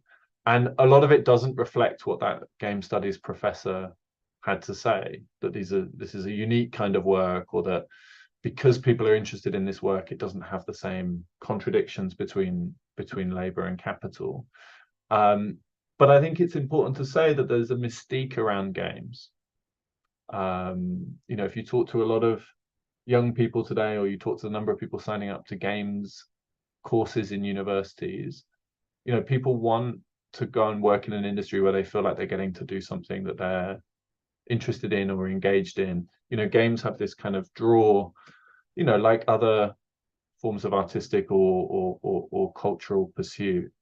That means people are often prepared to put up with you know, lots of hard conditions or long periods of overtime or these sorts of things. And so I think, you know, when we look at how production is changing, thinking about games, I think, is a really important way of trying to understand how production has changed in contemporary capitalism. The two other things that I want to say, I mean, the first is about this wave of unionization. That within the games industry, this is an industry that's often talked about as a young industry. It's something that hasn't existed for a very long time. But, there are companies in Britain, much like there are companies in Europe or North America or elsewhere, that have existed for decades now. Decades and decades of producing video games. But there's certainly been a very short history of organized resistance in the video games industry. That unions haven't existed for a very long time. And so there's a lot of experimenting with what unions look like, what resistance looks like in the video games industry. And I wonder, Samuel, whether I can just share my screen very quickly. I might need permission. Let's see. And so this is one of the projects that I've been working on with some video game workers in Britain and in the US, where it's rare to kind of see a moment of unionization happening in real time in a new industry. In lots of the industries, in higher education, in healthcare, in transportation, there's a long histories of different kinds of unions and things that are happening. And so one of the projects, inspired a bit by this idea of inquiry from Marx, was to say, well, if these things are all happening at this moment, why don't we try to get people recording what they're doing, writing down accounts of the unionization effort, writing down accounts of strikes that have happened. And so with some video game workers, we've developed this kind of live mapping of organizing and collective actions in the video games industry. And so far we have 155 different actions that have happened. Might not surprise you to hear that a lot of them are in North America. This is what is a very large video games industry, but also in parts of South America, across Europe, in Southeast Asia. There is a coordinated attempt to think about what an organized video games industry looks like. And we had a competition to try and find the earliest examples of worker resistance in the video games industry, to gamify the process of mapping a little, if we can use that.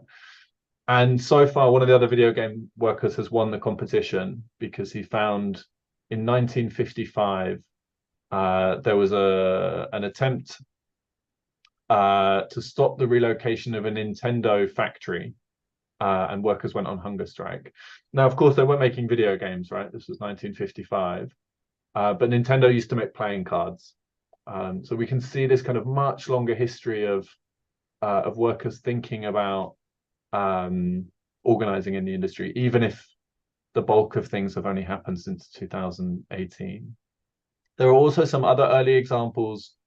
Workers making Atari consoles in Limerick in Ireland went on strike, occupied a factory in the 80s.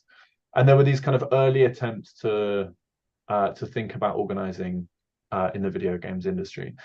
And I guess for me, what's important about this is to map something as it's happening live, to share with people examples of what video game workers are doing in one place. It could give inspiration to other people to try similar things. But I also think the video games industry is a powerful example of what union organizing can look like today. That if you can organize in a video game studio, why can't you organize in an office that's doing some other kind of work? Or why can't you organize in an Amazon warehouse or elsewhere? That it has the potential to become a kind of well-publicized example of what worker power looks like today, particularly then filtering through culture. And so I love the idea of thinking about people finding out that a game studio is unionized and thinking, I love playing their game. If they're union members, like, why can't I think about being in a union myself?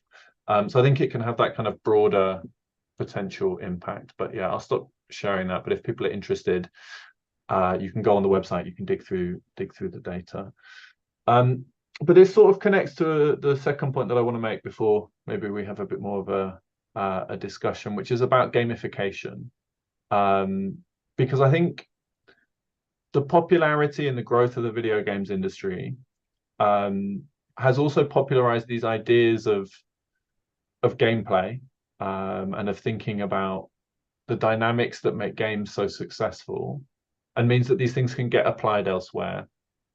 And so gamification is typically talked about as taking game-like elements and putting them into another context. So taking things that we might play on in a video game, the scoring systems, these sorts of psychological tools that keep us engaged with a game or competing, and apply them elsewhere. Now, there are a number of problems with this. The first being that when we go to many of the things that we do that aren't playing games, there are different sorts of relationships involved. And I think gamification has found a really powerful application in workplaces. So before I studied video games, I spent time doing ethnographic research in call centers. And call centers have really become a kind of testing ground of applying these sorts of techniques. So having scoreboards, having people working to get bonuses, these sorts of dynamics. And in the article that Samuel talked about, we try to think about how you can unpick what's happening with gamification by looking at the different ways it's used within power relationships.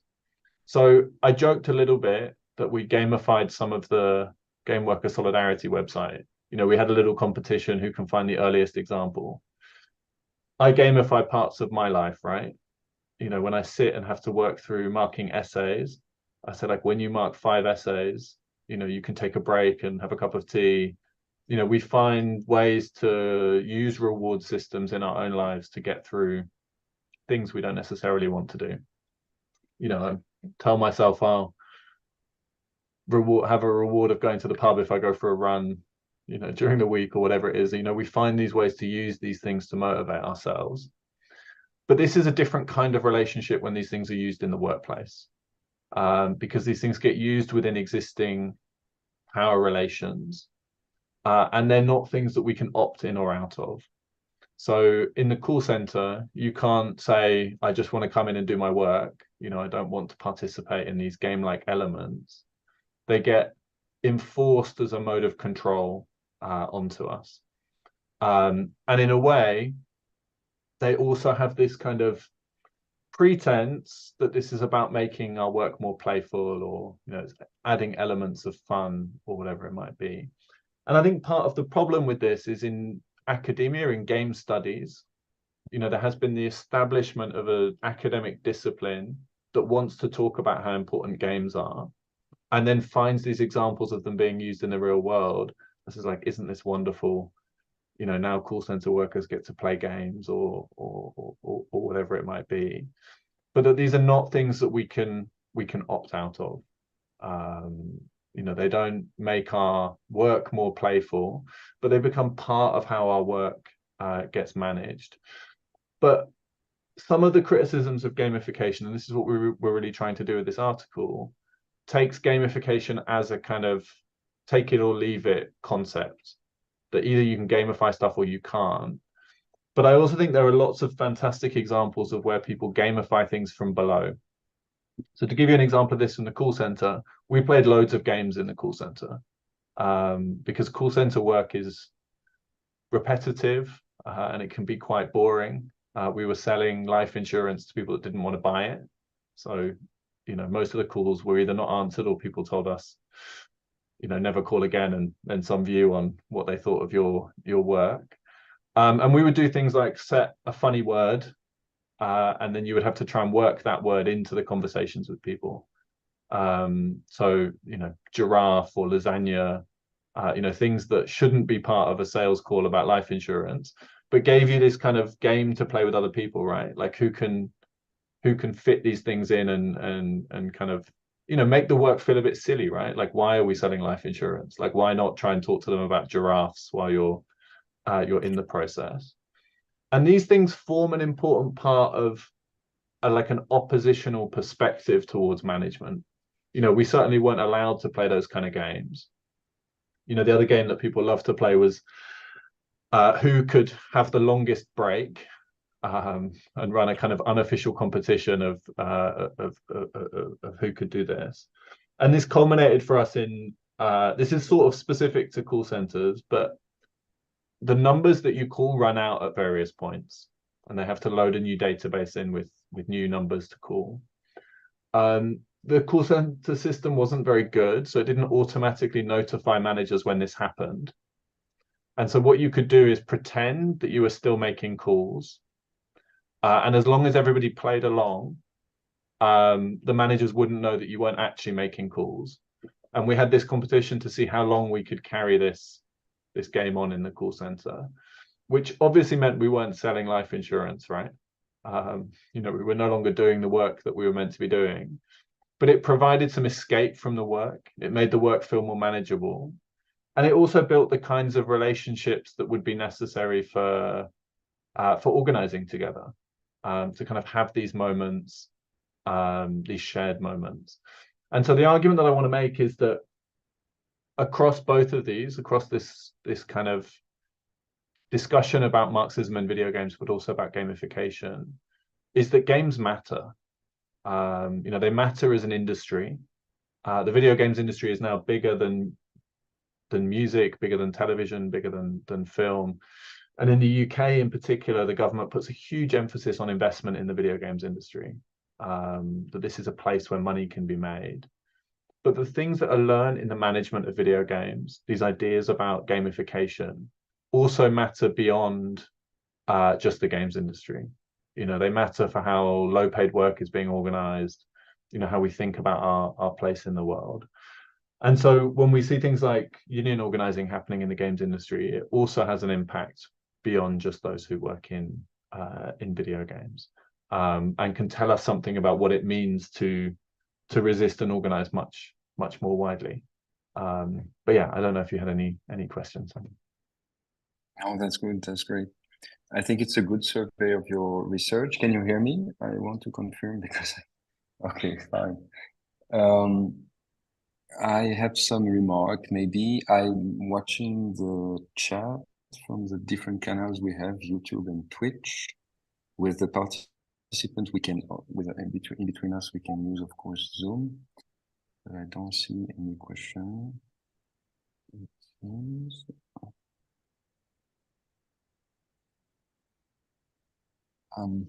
Thank you for coming back on the gamification from above and the gamification from below. What I found really interesting is that I get often frustrated as an academic for like to see I don't want to say the incorporation, so to say, of games or video games, to be more precise, to the canon and or the corpus, without really transforming the ways things are made and questioning them.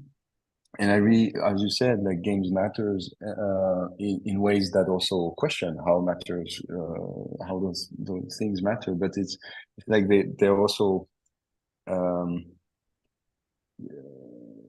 keep our attention on these new ways, to how to work, how the economy is made, with also new and different techniques of control, of surveillance. And of course, there are, without saying they're good or bad, but like in the sense of critique, is like to see all the virtualities of it and what's the possibilities, what can be done with that.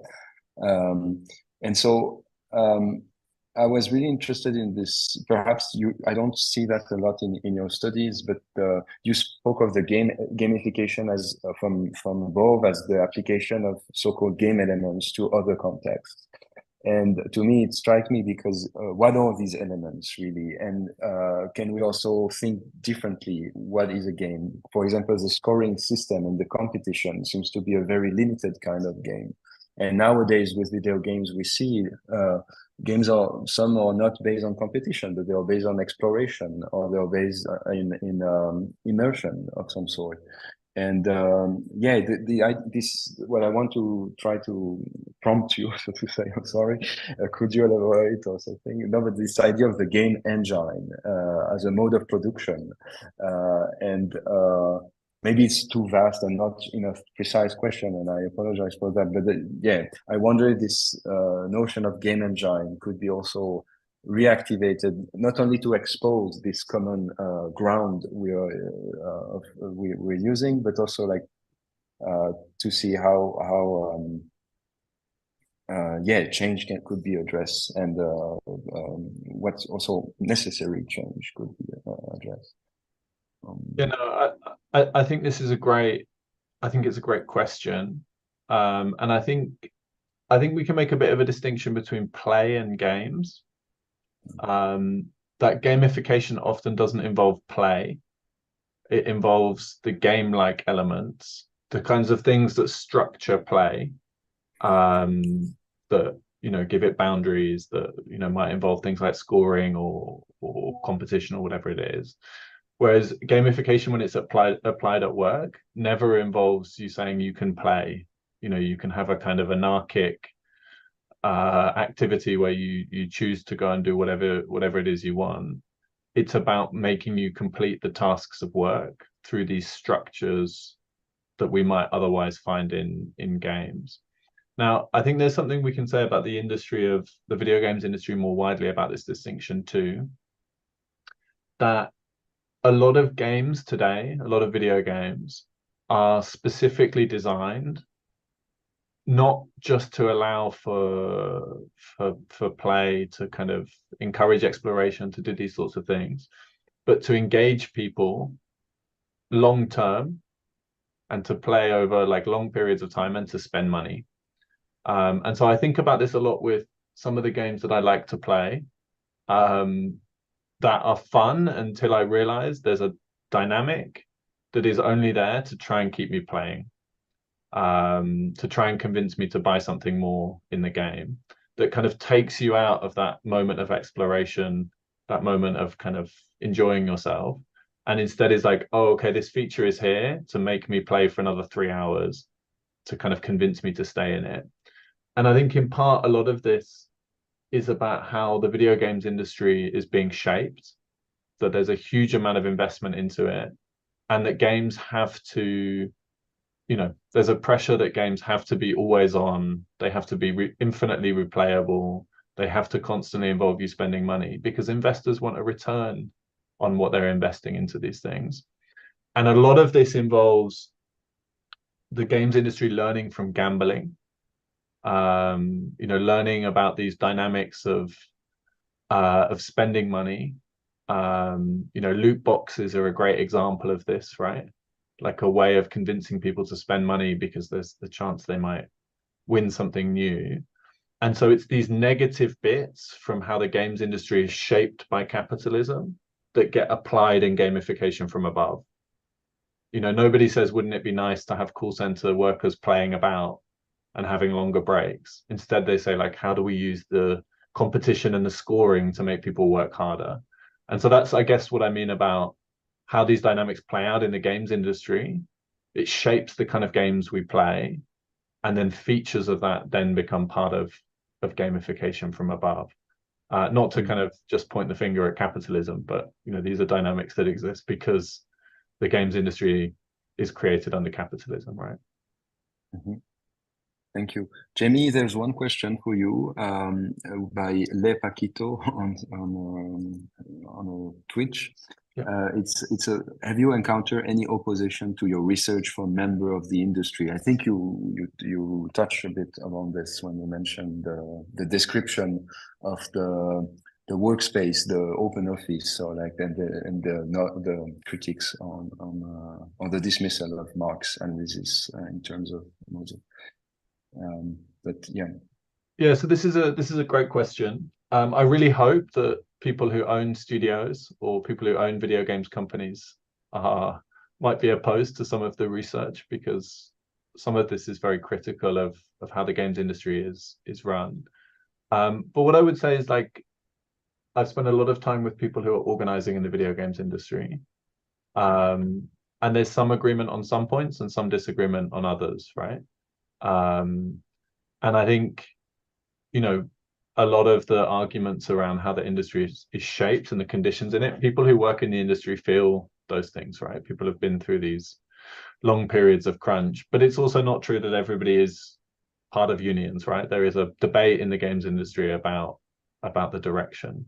So yeah, I think, you know, there's some opposition, right? Mm-hmm.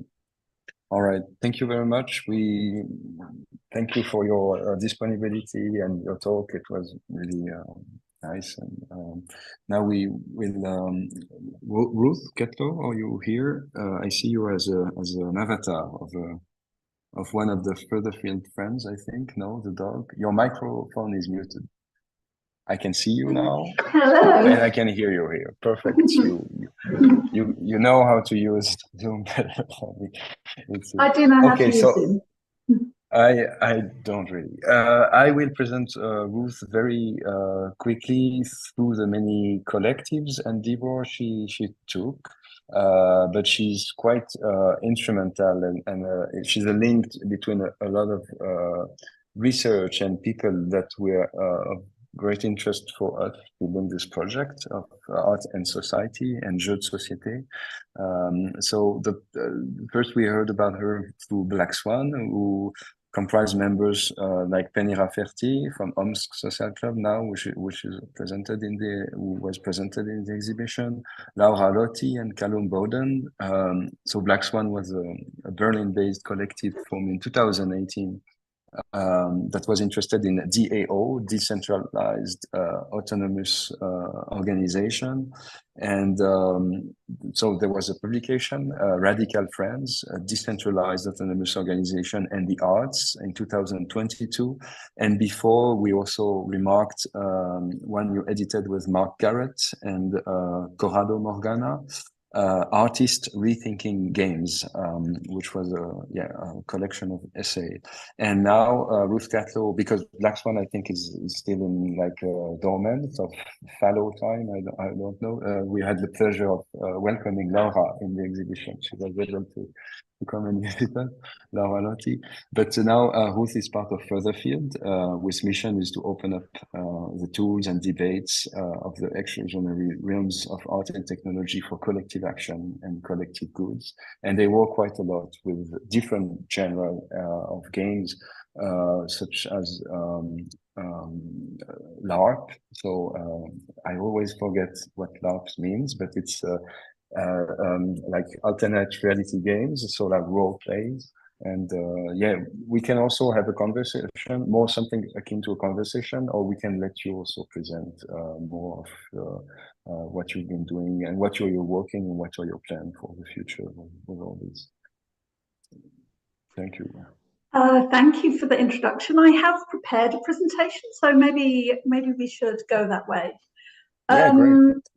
Thank you for the introduction. I will be talking a little bit about Black Swan. I will be talking about DAOs and I will be talking about LARPs. So hopefully we'll have a bit of expansion on all of this. I'm super happy to be here. Thank you so much for the intro. Can I share my screen? Yes, I think you. Okay, so here we go. Let's try and do this.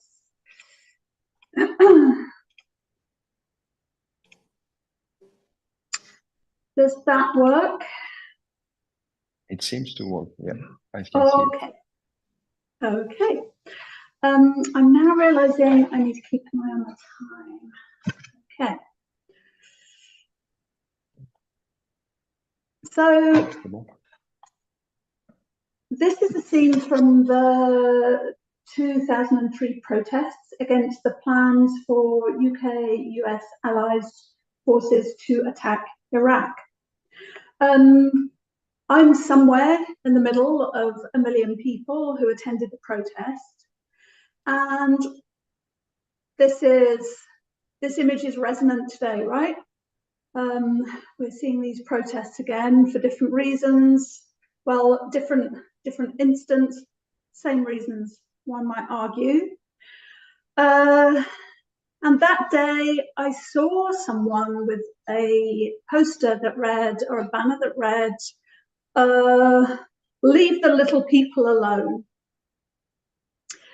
And this sparked a new artwork that I then went on to develop, that kind of came out of this refiguring of the chessboard with all the pawns on one side and the higher pieces on the other.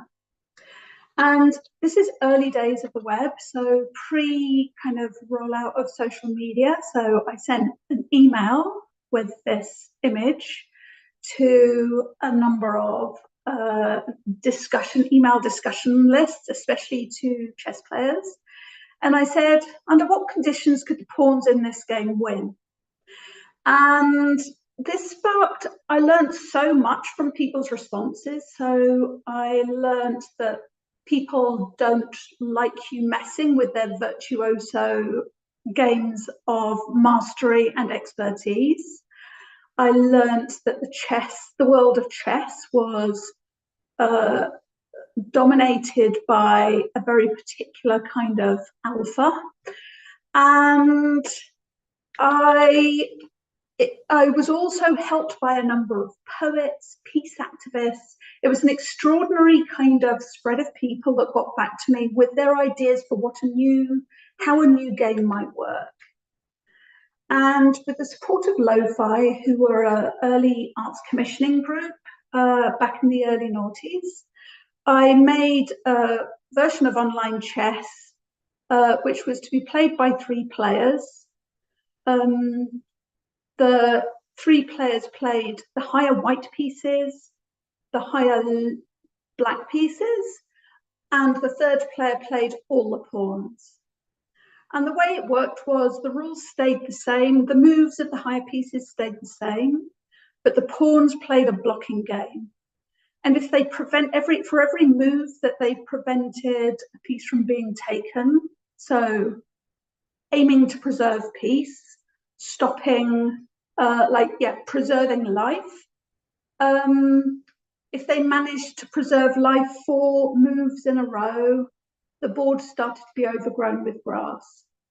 And if this happened 20 times, the entire battleground was covered with diverse grasses and world peace was declared. Now, we played this game at various tournaments, and we made prepared chessboards. So we played it in real life, we played it online, it was played in schools.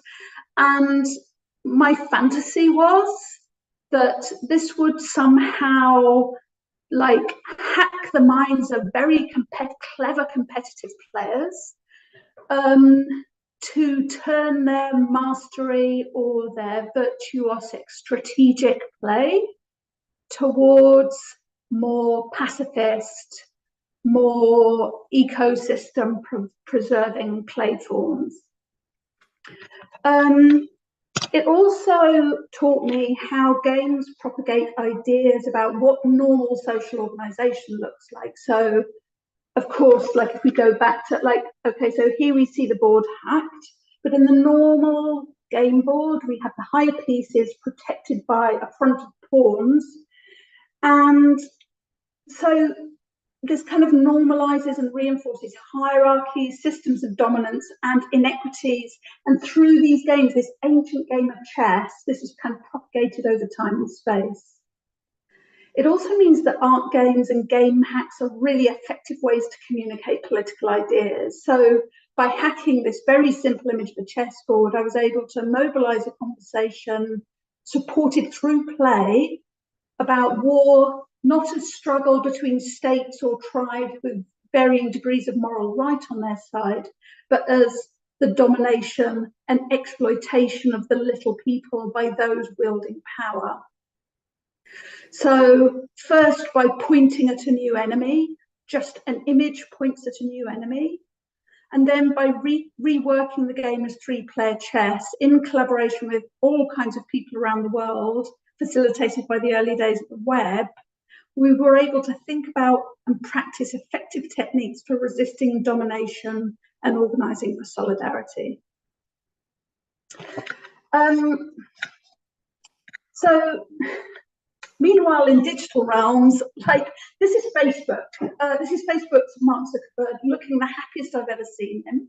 I think he's in his element because he can do exactly as he likes, hidden in plain sight, while a conference hall have their attention directed elsewhere. Like Jamie Woodcock was just talking about how games work to hold your attention in one place while they're acting on you in this different way. This is what we see here. And technologies shape our living spaces, whilst promoting the values of those who fund and build them. Like they affect the lives of us all, but we don't all have control. And in the main, our tools are designed for individuals, consumers in competitive markets rather than for healthy communities or societies. And the relationship between our societies and our technologies are really hard to understand often because unlike games, where their power mechanisms and metaphors at their surface, like chess, many technologies operate in the background, so they are themselves invisible and really hard for everyday users to understand. Technologies also tend to be part of complex webs of activity. And mainstream conversations about the harms of technology tend to focus on the choices of individuals, but we're social beings living in social infrastructures. And all of this has a kind of horrendous consequence for individual freedoms, the well-being of entire nations and global democracy in general, as we have seen with the kind of, as we've seen these accumulative effects of life after the World Wide Web. I was really fascinated recently to read a book written in 1991 by an activist called Jerry Mander, a book called The Absence of the Sacred, which made an argument for the need for big tech to be held accountable by citizens for the hazards unleashed by new tools they roll out. So he was arguing for companies to be required to make holistic evaluations of the impacts of their new tech systems and what impacts they might have on individuals, people in places, and more than human ecosystems before being allowed to experiment on society in the wild. He makes such a persuasive argument, and yet it seems so kind of out there that someone should make this argument these days. And I think, like, I really recommend this book to give us all pause. Thank you, Samuel, for saying something about Furtherfield. So I think before I get to the core meat of what I want to say, I think I need to just contextualize myself. So I founded Furtherfield with Mark Garrett back in 1996, and I now co-direct this organisation from Furtherfield Gallery in a North London park. Here is a picture of it. It's a small pavilion in a fairly typical North London park. And through this takes all of the context that we've just been discussing for our work in art, technology, and eco-social change. So through exhibitions, commissions, publication, and labs, we're kind of seeking to promote inclusivity and equity in art and technology, imagining and building real social change and positive social impact. We're looking to open up tools and debates for collective action and collective good, and supporting decentralized and distributed peer-to-peer practices in community. So I always present these two images together. On the left, we have the gallery in a park used by 50,000 people a week, where 200 different human languages are spoken. Who knows how many other more than human languages are spoken in this place. Super diverse area, high levels of migration, high levels of unequal access to opportunity, etc. Typical London. On the right-hand side, we have this image of Daiwo. This is the graphic that we created back in 2006. Daiwo stands for Do It With Others, and the idea is that it was a kind of progression of the DIY cultures, of the kind of hippie DIY culture, hippie and punk actually DIY cultures, which tell you to take your own tools to shape, make your own tools to shape your own cultures. And what we're pressing on here is this understanding that we make nothing in isolation. We're always working in a network. We need to see ourselves as collaborative beings, not individuals in competition with each other. Here's the view out from the park, out from the gallery, across the park.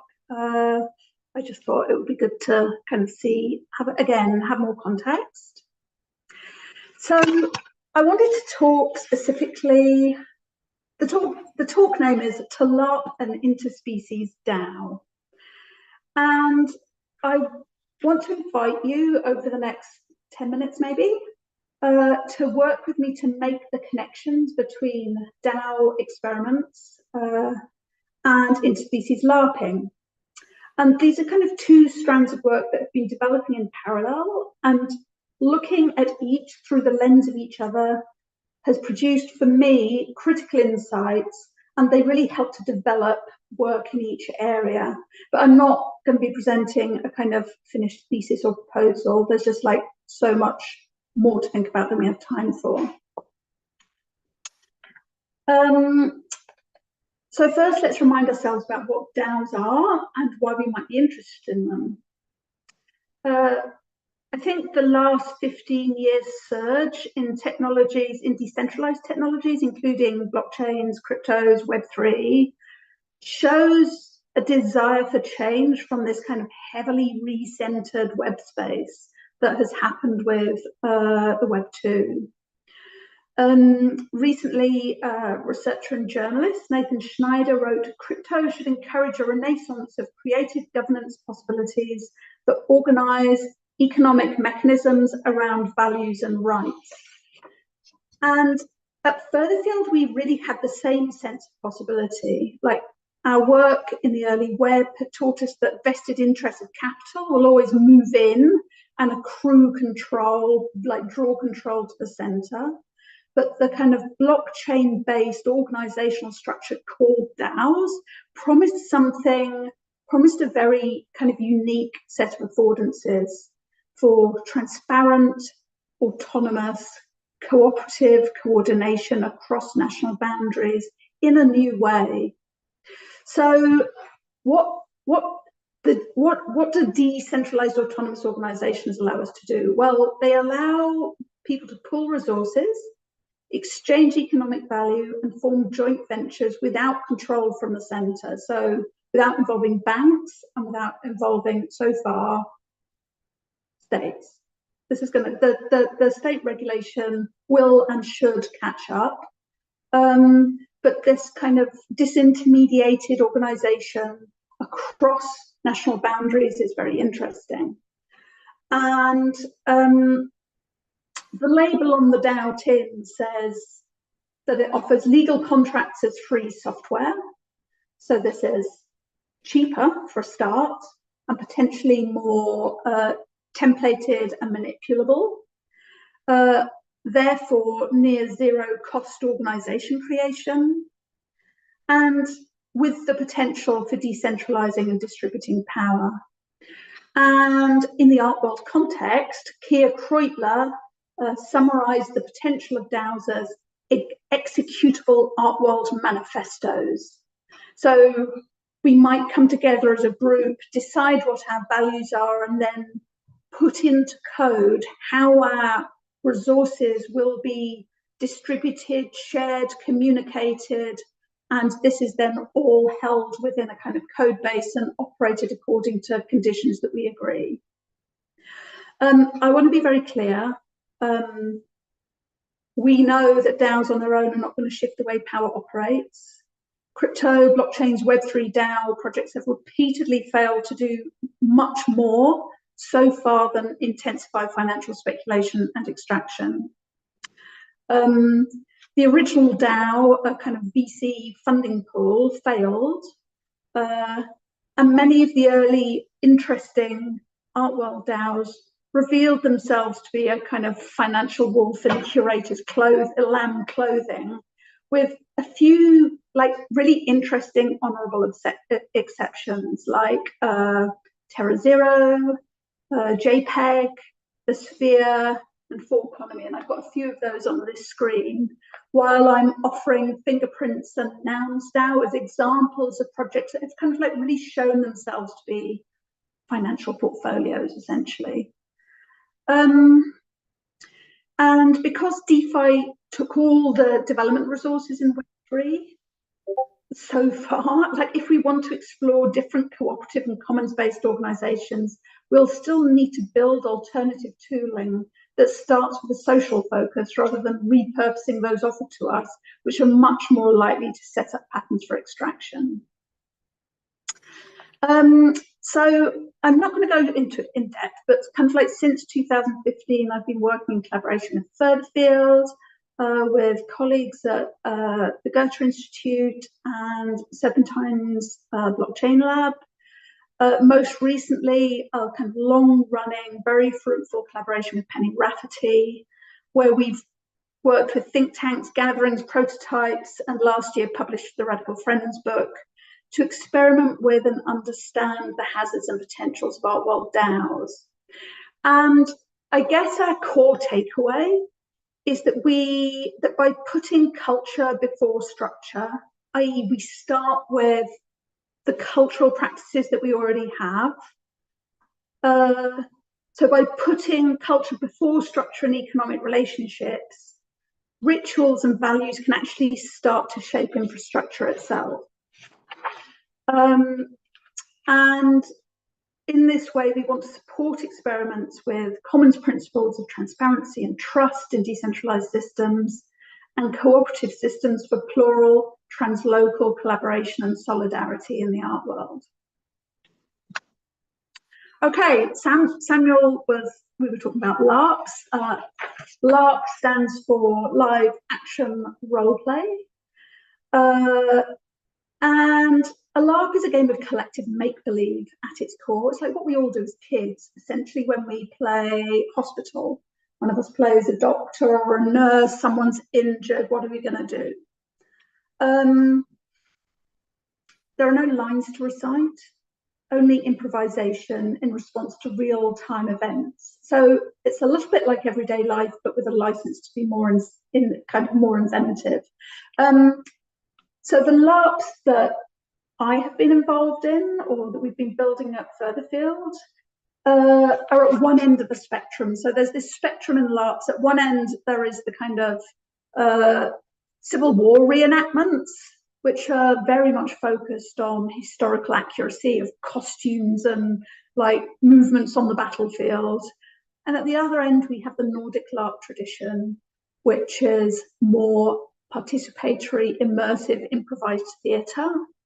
You see an image in the background of an Omsk social club LARP, Smile, and these are the LARPs that for us present so much political potential. We've been making LARPs at Furtherfield since 2016 to explore and test the local and global consequences of advanced tech for human and more than human interests. So, and in this way, we're doing deep research to facilitate powerful group-driven discovery and generate rich research data. We're working with researchers who then inform like immersive scenarios. We craft characters that give players permission to escape their kind of professional or personal constraints, while allowing them to bring their expertise and insights from their lived experience. And often our scenarios are really dealing with wicked social problems. And our aim is to really fire the imagination of experts of all stripes by bringing them onto the common ground of serious make-believe about the better worlds they make together. Anna Light describes this practice as effective prefiguration. And she talks about this as kind of like feeling and acting differently together in order to imagine and rehearse the changes that we want to see in the world.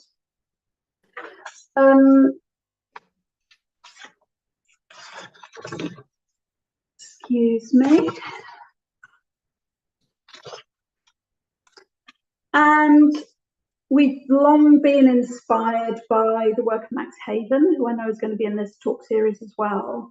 And he makes a very important observation, which is that radical imagine is not something individuals have, but something collectives do. And so for us, LARPing is the way for us to build our collective imagination muscle together. So I'm going to finish up. Let's see how we're doing for time. Yeah, I'm going to finish up by talking about the Treaty of Finsbury Park, which was developed as part of the Creatures Research Project into Cultural Transformation for Sustainability. It was based on a concept originally developed with Kay Dean at the New Design Congress and eventually developed with Max Dovey, Bi Zhu, Leki Leidecker, and co-authored with Charlotte Frost. Now, the Creatures research showed that art can stimulate action towards socially and ecological sustainable futures. For instance, by scaffolding people's imaginations, providing equitable spaces for exploration, and building new networks and capacities. And the Treaty of Finsbury Park seeks to do just this, and so catalyses the blooming of a bountiful biodiversity in the North London Park, born of interspecies political action. This project was made in response to the IPBES report in 2019, which revealed over 1 million species on Earth at risk of extinction because of human action. And we wanted to make a project that would allow us to respond with other communities in the park to the calamitous implications of this report.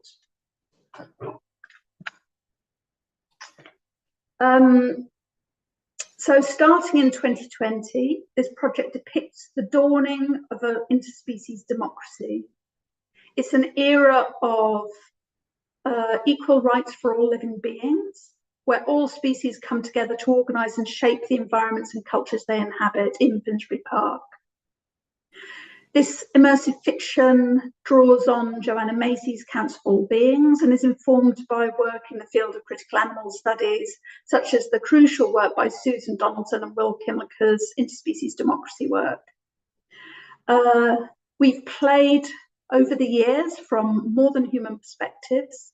People participate in a ritual supported by the sentient style, which we can see on the screen here, which is a new fictional technology which allows them to tune into all flora and fauna and supports communication between all living entities. This fiction takes place in the context of a kind of real world local and global struggle, kind of like where these struggles intersect. So like many urban parks, Finsbury Park is fraught with environmental issues, from noxious gases and traffic noise to governance struggles and financial sustainability. And we've got this kind of furious battle raging with the local council about the care of this crucial public amenity. After 15 years of Tory austerity policy, the park has become an asset for exploitation, an income-generating venue for corporate hire, and the park must pay for its own upkeep. Meanwhile, all the living beings in the park this is what's happening to the grass, the impacts on other local wildlife you can imagine. So I'm running out of time, but so I'm gonna move through the story now, but in our LARPs, players were matched with one of 7 mentor species of the park who were chosen for their ability to create an image of a multi-species commons, in particular, a commons that would be recognised in Finsbury Park. They were supported through costumes, scenarios and ceremony to spend games inside the body of their mentor species, with their human self as a witness. Costumes, scenarios and spend games inside the body of species. Oh, I'm getting feedback. Here we are playing the interspecies assemblies games, where we planned an interspecies festival. I'm gonna skip ahead on here. Here's the Festival of Finsbury Park that we played this summer, in which we played out the games that had been devised in the assemblies, and these included a multi-sensory mystery tour, an interspecies daycare and spa, a multi-species choir, a zero waste feast, etc., and ended with proposals for a new treaty for all species, with everyone sharing their priorities and feelings. So, to finish up, a crisis of imagination leaves us unable to conceive of political and economic systems of organisation that don't contribute to further threats to the Earth and all its life form. Human populations and governments have responded to impending climate collapse for decades with denial, and interspecies LARPing supports collective, place-based driven discovery and action by allowing people to feel differently together. Not only to feel different, but to feel different relationships that are not currently available to them. Like by acting as other species in carefully crafted scenarios, such as festivals or multi-species assemblies, they start to perceive new dimensions of social and material reality beyond the limits of human sense perception. They build a new empathy pathways to other life forms, and they connect with nature's webs of life in a new way. Now, art games, ludic practices, and political play provide a space to develop practices that engage with experimental social care, governance, rather than just the expected material product of the art market. And in this final slide, we see examples of these kinds of practices. So we see the hologram, a feminist peer-to-peer healthcare network, the Chimera, another lab about the hazards of decentralized tech, and the Black Swan DAO that Samuel mentioned earlier. And core to the creation of these systems to support this work is a responsibility to foreground and prioritize a plurality of subjectivities. So this is what's going on in the treaty, like we're exposing ourselves to new subjectivities in order to understand their needs and what matters to them. So by treating other life forms as resources to be managed and exploited for profit rather than lived with and learned from, humans are condemned to lonely self-destruction. If colonial systems of dominance and control over living beings, human and non-human, continue, we all face an apocalypse. So by thinking about what it would take to LARP an interspecies DAO, we explore whether it's possible to put so-called cutting-edge Web3 technologies to radical new emancipatory use in the cultural sector, while questioning the impact that the logics of finance have in the art world and beyond on living systems. We feel it's time to spark new ways of being, feeling, and acting together locally, nationally, and translocally, and this might just be a way to do it.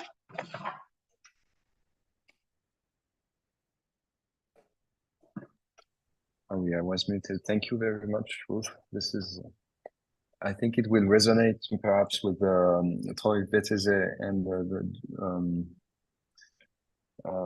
the presentation on alpha socialism, trying to develop it through games. There was a numeric game, so to say, being released, but they are currently with Matteo Menapas trying to find us a way to adapt it. And yeah, I find it was convincing the way you present games as able to translate or to be able to be an effective to communicate political ideas.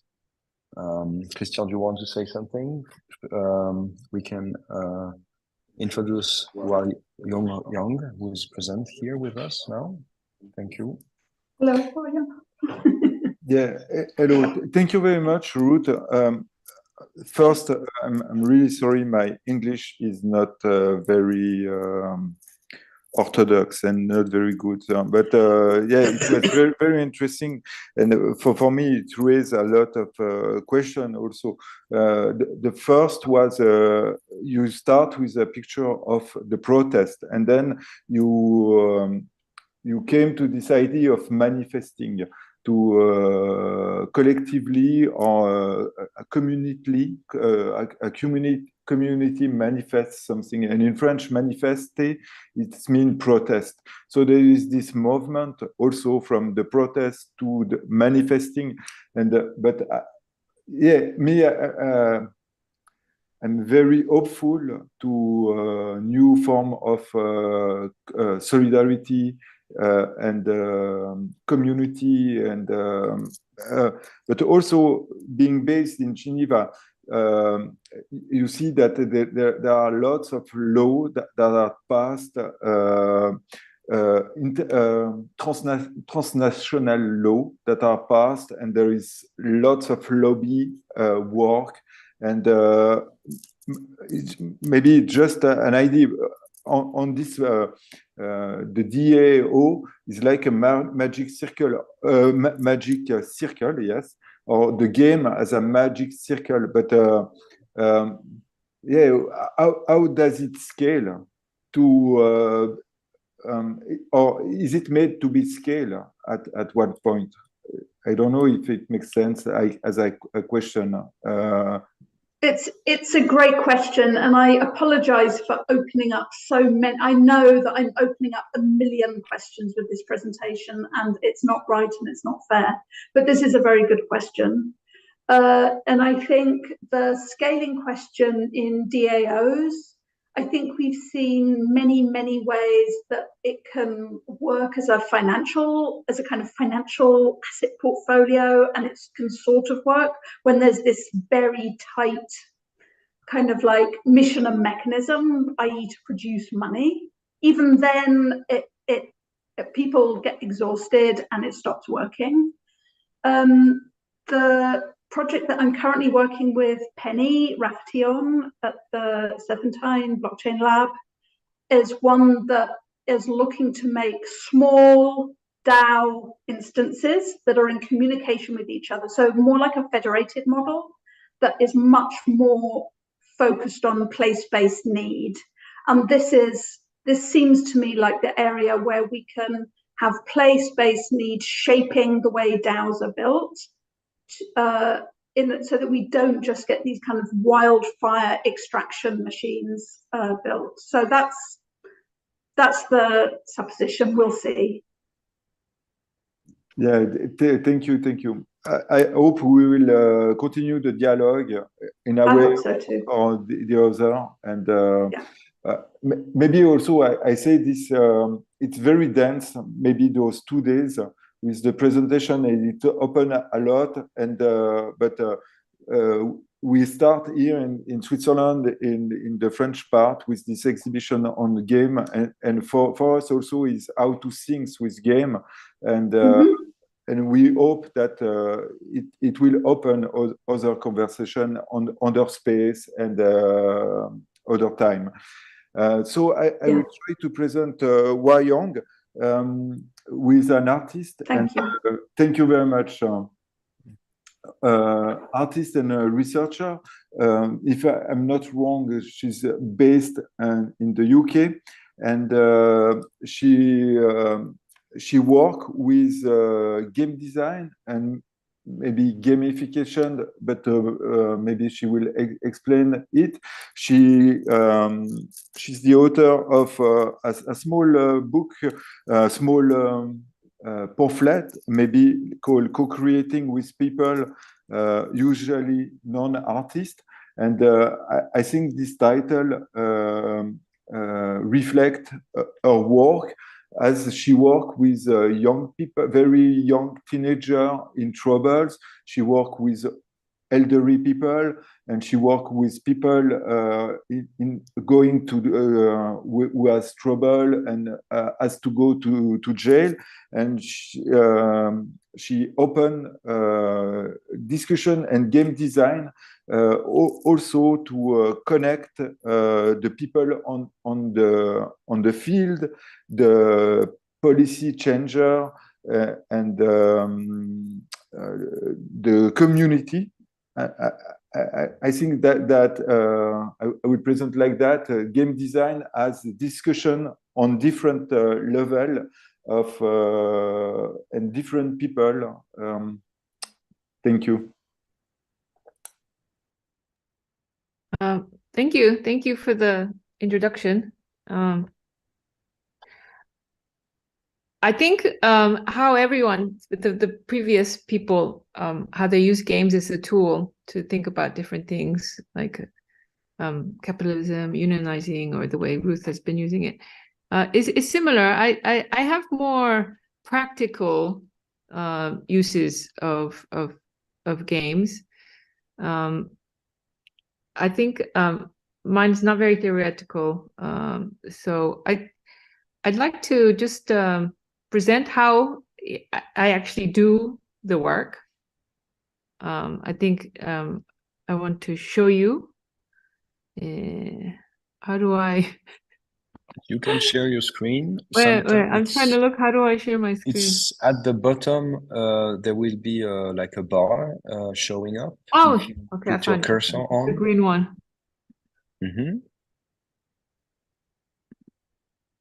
Okay. Yeah, we can see it. All right. So does that Perfect. work? Is it okay? Yes. So this is very a real world example of how I use games for to think about social issues.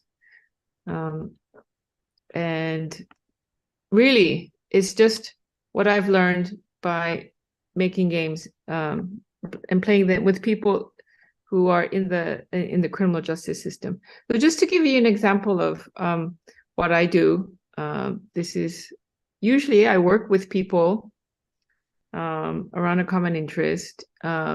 We just talk a lot. I talk a lot. We have discussions. It's not I talk. We talk a lot around something, and it's usually not the most cheerful topic. And then we try to make something together as a group, as a smaller group, in order to share our experiences or our thoughts, how they've coalesced to a larger group of people in order to understand our positions, or how we think society shapes us, and how maybe we can shape it in different ways. Very, very similar to what Ruth has been doing. I'd say I use games a lot because it's fun. I'm sure there's more theoretical underpinnings or conceptual philosophical things. This is the only quote that I kind of use every now and then because it's practice. It's practice for the real world, and I think lots of people have said that in various variations. But why board games in the criminal justice system? For me, particularly, why I do analog games rather than video games, or like a lot of the more technically advanced creative technology wise that Ruth has been doing, is it's simple, and I really board games allow you to see rules and structures like really quickly, like almost immediately. And a lot of the people who are involved in the criminal justice system, if you're in prison or you're probation, it's all about rules. So there's a clear link between the lives people are living and like applying that to a board game. That's a physical thing. So that's one of the reasons. But really, it's because I had to, my first commission, which is probationary, when I worked with men on probation, to make an artwork about what it's like to be on probation, is because I couldn't take in any digital tools into the hostel. So I had to do an analog thing. But that works better because it's quicker, it's faster. And a lot of the people I was working with don't have time to learn a new digital skill. They don't have the experience of working with computers or technology or microcontrollers or whatever, or blockchain, or so it's easily accessible, and that's like the main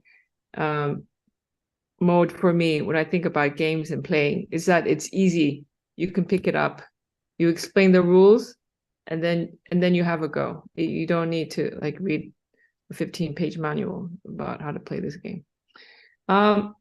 So that's really how I started getting involved in the criminal justice system, because I was commissioned to do this one piece with men on probation, and criminologists and their probation officers.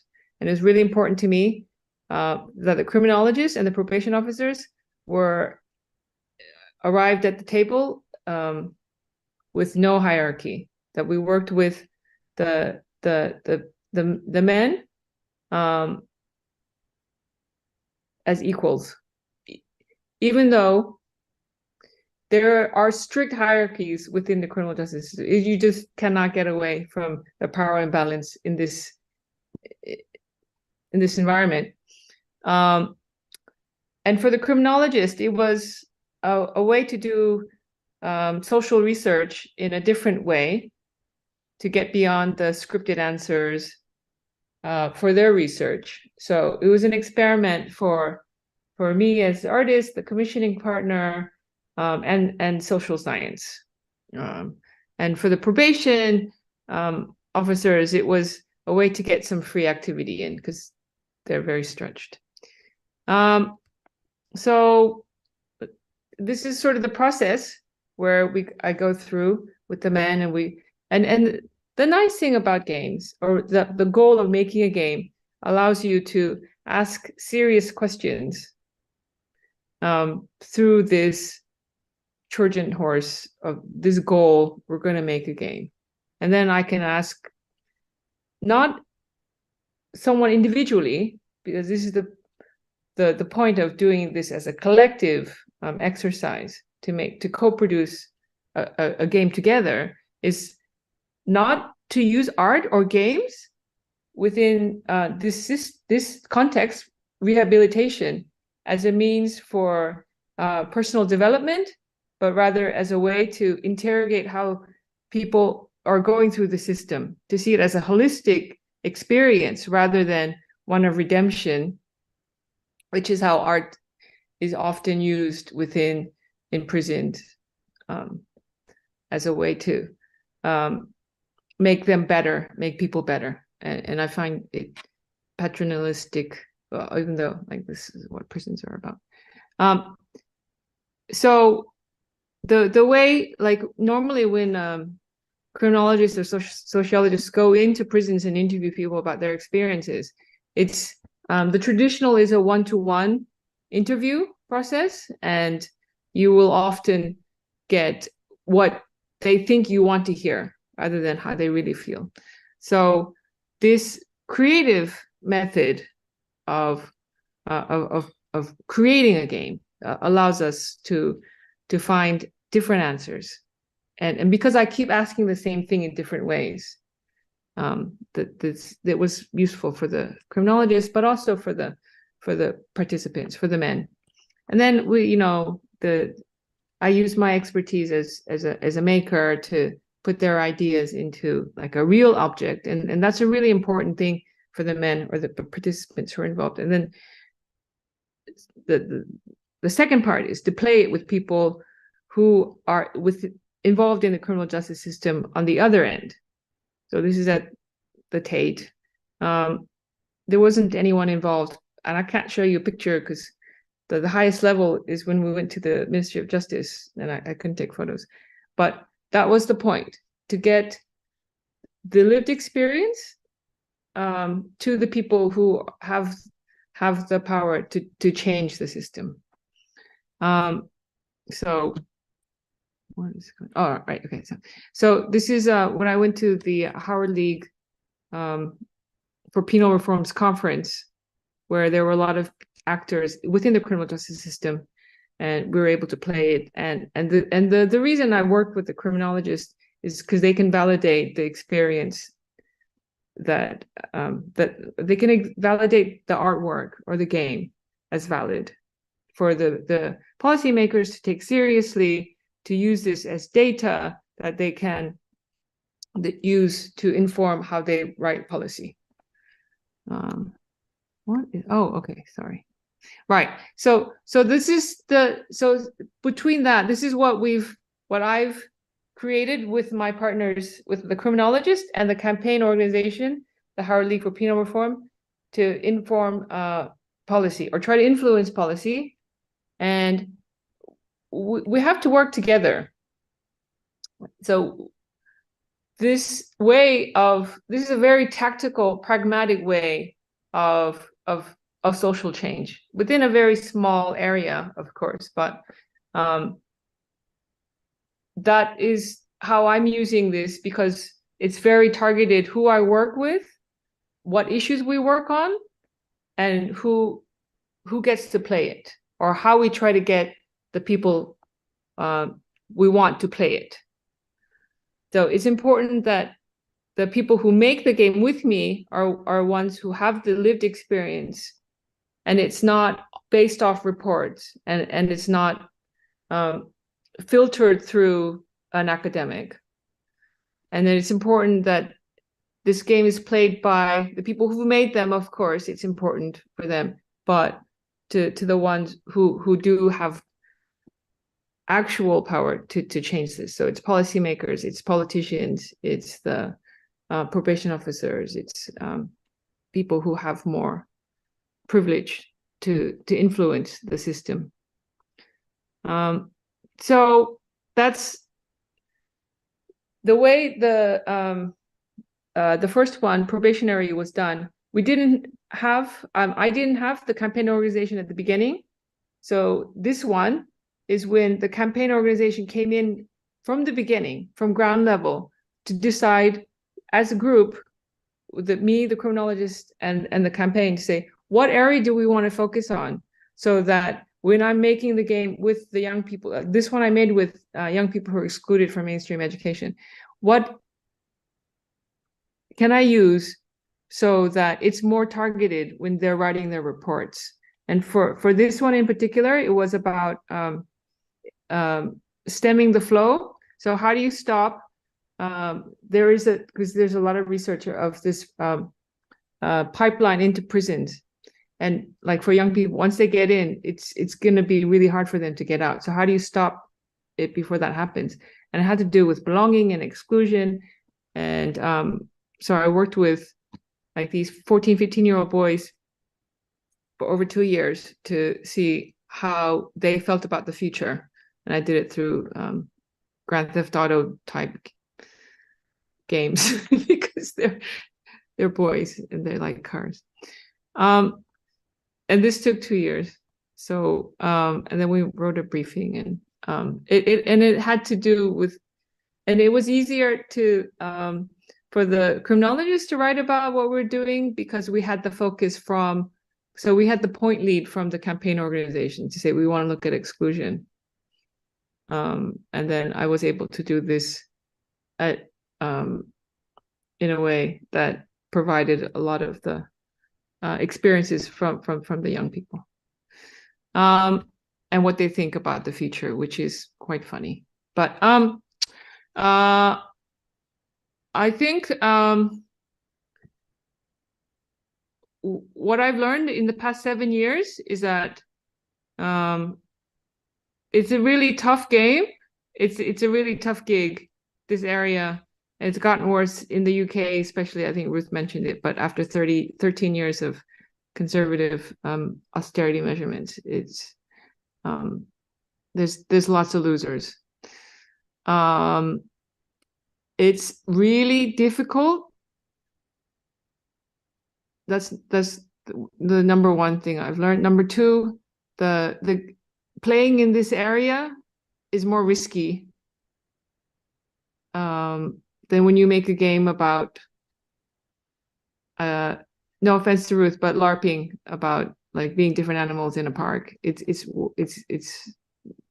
the consequences of some of the decisions that you would have to make, and the people that you work with require more safeguarding and training. So that's something I always have on my mind when I'm working with these people. And then the third lesson is that it takes so long. This pipeline that I've tried to lay out from working with people with lived experience to take it to policymakers, it takes a long time. I still haven't really cracked it, and I'm still doing it. So I think that's all I really want to say about how I use games. It's a very practical way for me to change how society is organized, and I can only do it with other people, and I think that's that, and also I really love this Ice-T quote when you think about playing with or doing stuff around areas with marginalized or people with multiple vulnerabilities. Great. Okay. Thank you very much. I will just check if there is or there are questions online. Otherwise, I will ask you one. No, there is no question online. Okay. Yeah. I try. So maybe games is like a new media, or in the sense of what the presentation are, we already see at least a new form of mediation between content, context, and people. And in your sense, is really evident. This tool, médiation, ça existe, Samuel, en anglais? Yeah, No, no. mediation tool to yeah, to a context or a text. But and you explain like the discussion and the game making was like in a sense like a probe, because it's helped to emerge data from the people, and but in those contexts also it is possible to do theater or to write a novel with people in difficulty. And but so what's the difference in probing with a game or game design and from a novel or a theater piece for the people, also this decision maker or policy maker?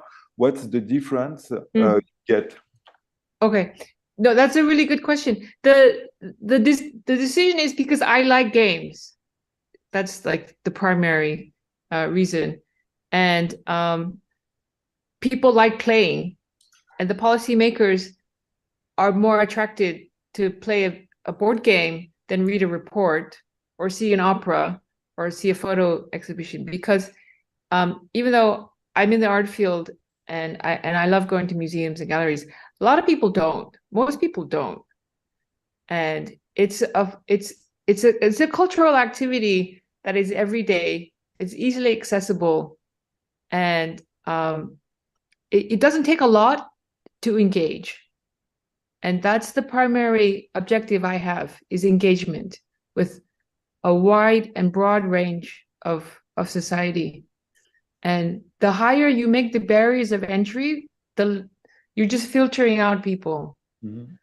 And I've had so many people who are policymakers wanting to do this because it's a game and not a report, or even like a musical. I'm trying to find like the most populist thing to engage a larger number of people. And I think what Jamie Woodcock said about when he quoted Stuart Hall about why it matters, why games matters, it's because it's such a wide, broad cultural activity. Yeah. Thank you. My second question is also on scale. Do you work with others to scale your approach to diffuse your approach? Is it something that makes on other city or other project? Do you this approach is available open source to? You share? At the moment, no. No, not because I don't want to. It's because I don't have the resources to scale, because that's like a whole nother thing, like to get into licensing or trying to publish. the games, and I would really like it to go beyond an art object, but there's not I don't have the money to do that. Okay. That's the main reason. Thank you. No, I don't have a question, but just maybe a small commentary, because I found this use of game as pedagogical tool really interesting. And if we remind fun maybe beyond the definition of or below, I don't know, everything, but like fun is really about that's, yeah, I don't know. It's like Ralph Koster, A Theory of Fun for Game Design, where it's like definition of fun based on like dopamine, based on your brain firing when you're presented with a new situation. So we could define fun as learning new things, basically. And this, yeah, the potential games have sometimes for like estrangement or like presenting new situation, and to see how we react, and to put us in position where we need to imagine new ways of doing things and relating. I think it's interesting, even in also, yeah, there's many prisms, there's many boundaries. So I think it's really interesting, because it also goes with this process of abstraction that games do. So I thought it was really also, I don't know the word, but like very situated to do this also in carceral context. It seems to me really interesting to speak in terms of game, and what would, yeah, I don't know if it's an escape that should be searched, but like a way, an issue, how issues or ways could be addressed. And so games is also between also many dimensions, and I don't have a direct experience of what you described, but yeah, I think it was touching, so to say, what you presented with this. And yeah.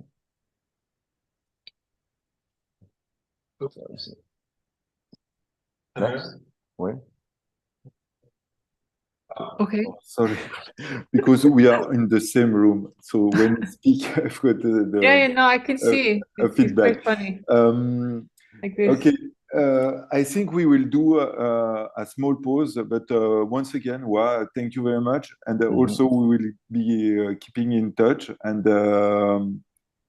hopefully we will play the long game with you. And yeah, we do 10 minutes of pause, and I will start a new Zoom, and on the stream, if there are some people on Twitch and YouTube, let us know. Let us know if the new streaming is working. We'll be back in 10 minutes. Thank you very much. Bye. Thank you. Bye bye. Bye. Pourquoi est-ce que